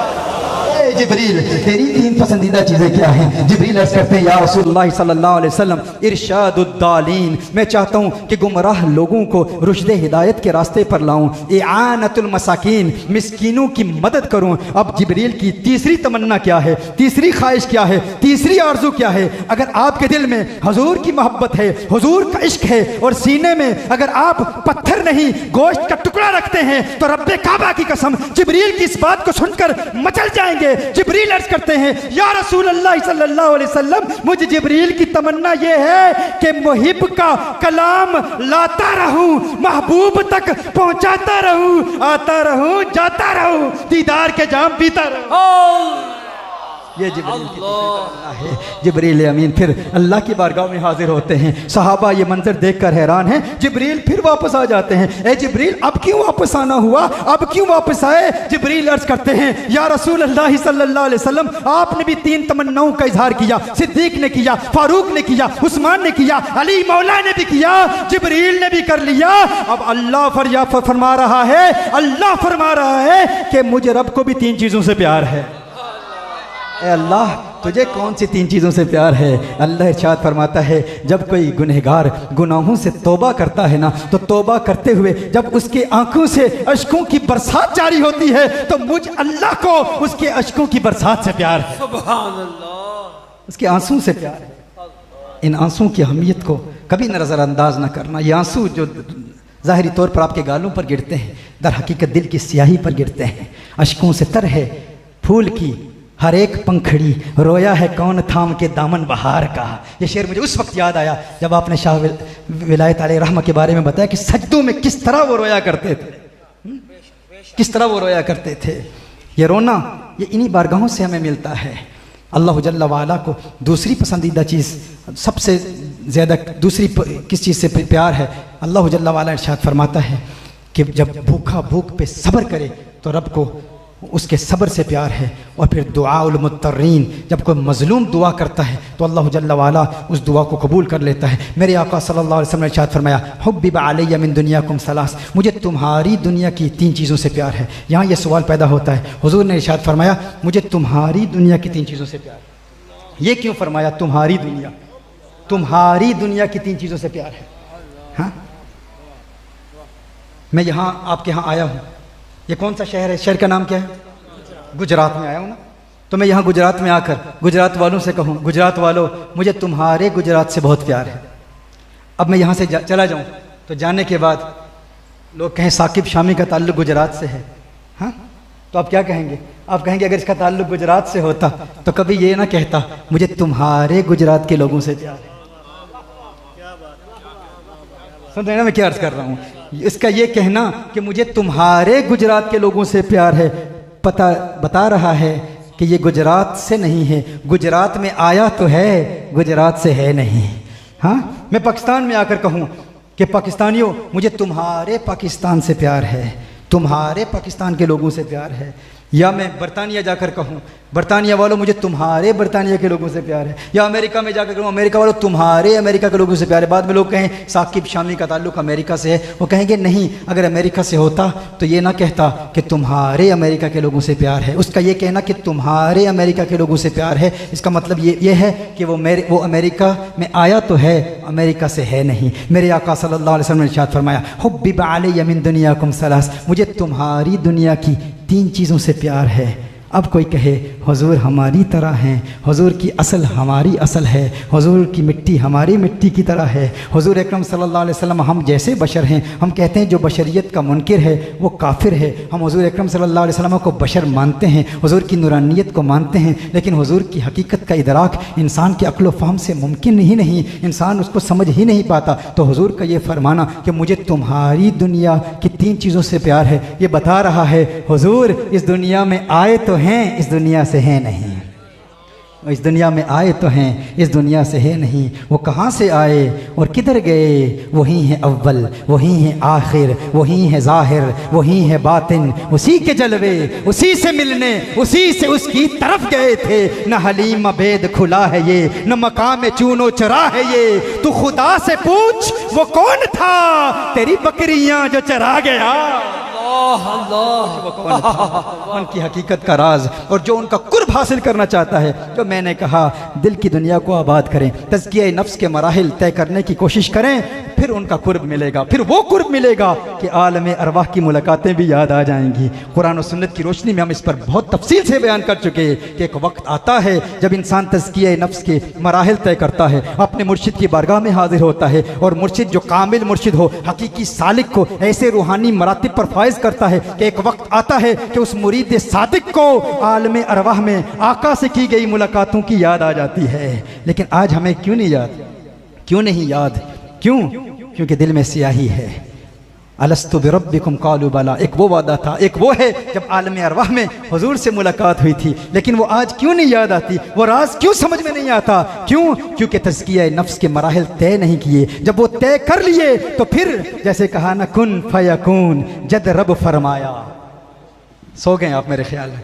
मैंने कहा पंजाबी मेरी पहली ज़ुबान नहीं, ना उर्दू ना सराइकी, ये तो आपकी चेहरों पर तबस्सुम को देखकर मैं ये अल्फाज बयान कर रहा हूँ। कुन फयकून जद रब फरमाया, असी भी उत्थे हासे कालू बला, असी कन्नी सुनिया कोई गूंगे डोरे ना से, असल मकान ला मकान सी साडा, असी आन बुतां विच फासे, इस नफ्स पलीत पलीत जा कीता, कोई असल पलीत ते ना से। बाखिर दअवाना अल्हम्दुलिल्लाह। सुभान अल्लाह।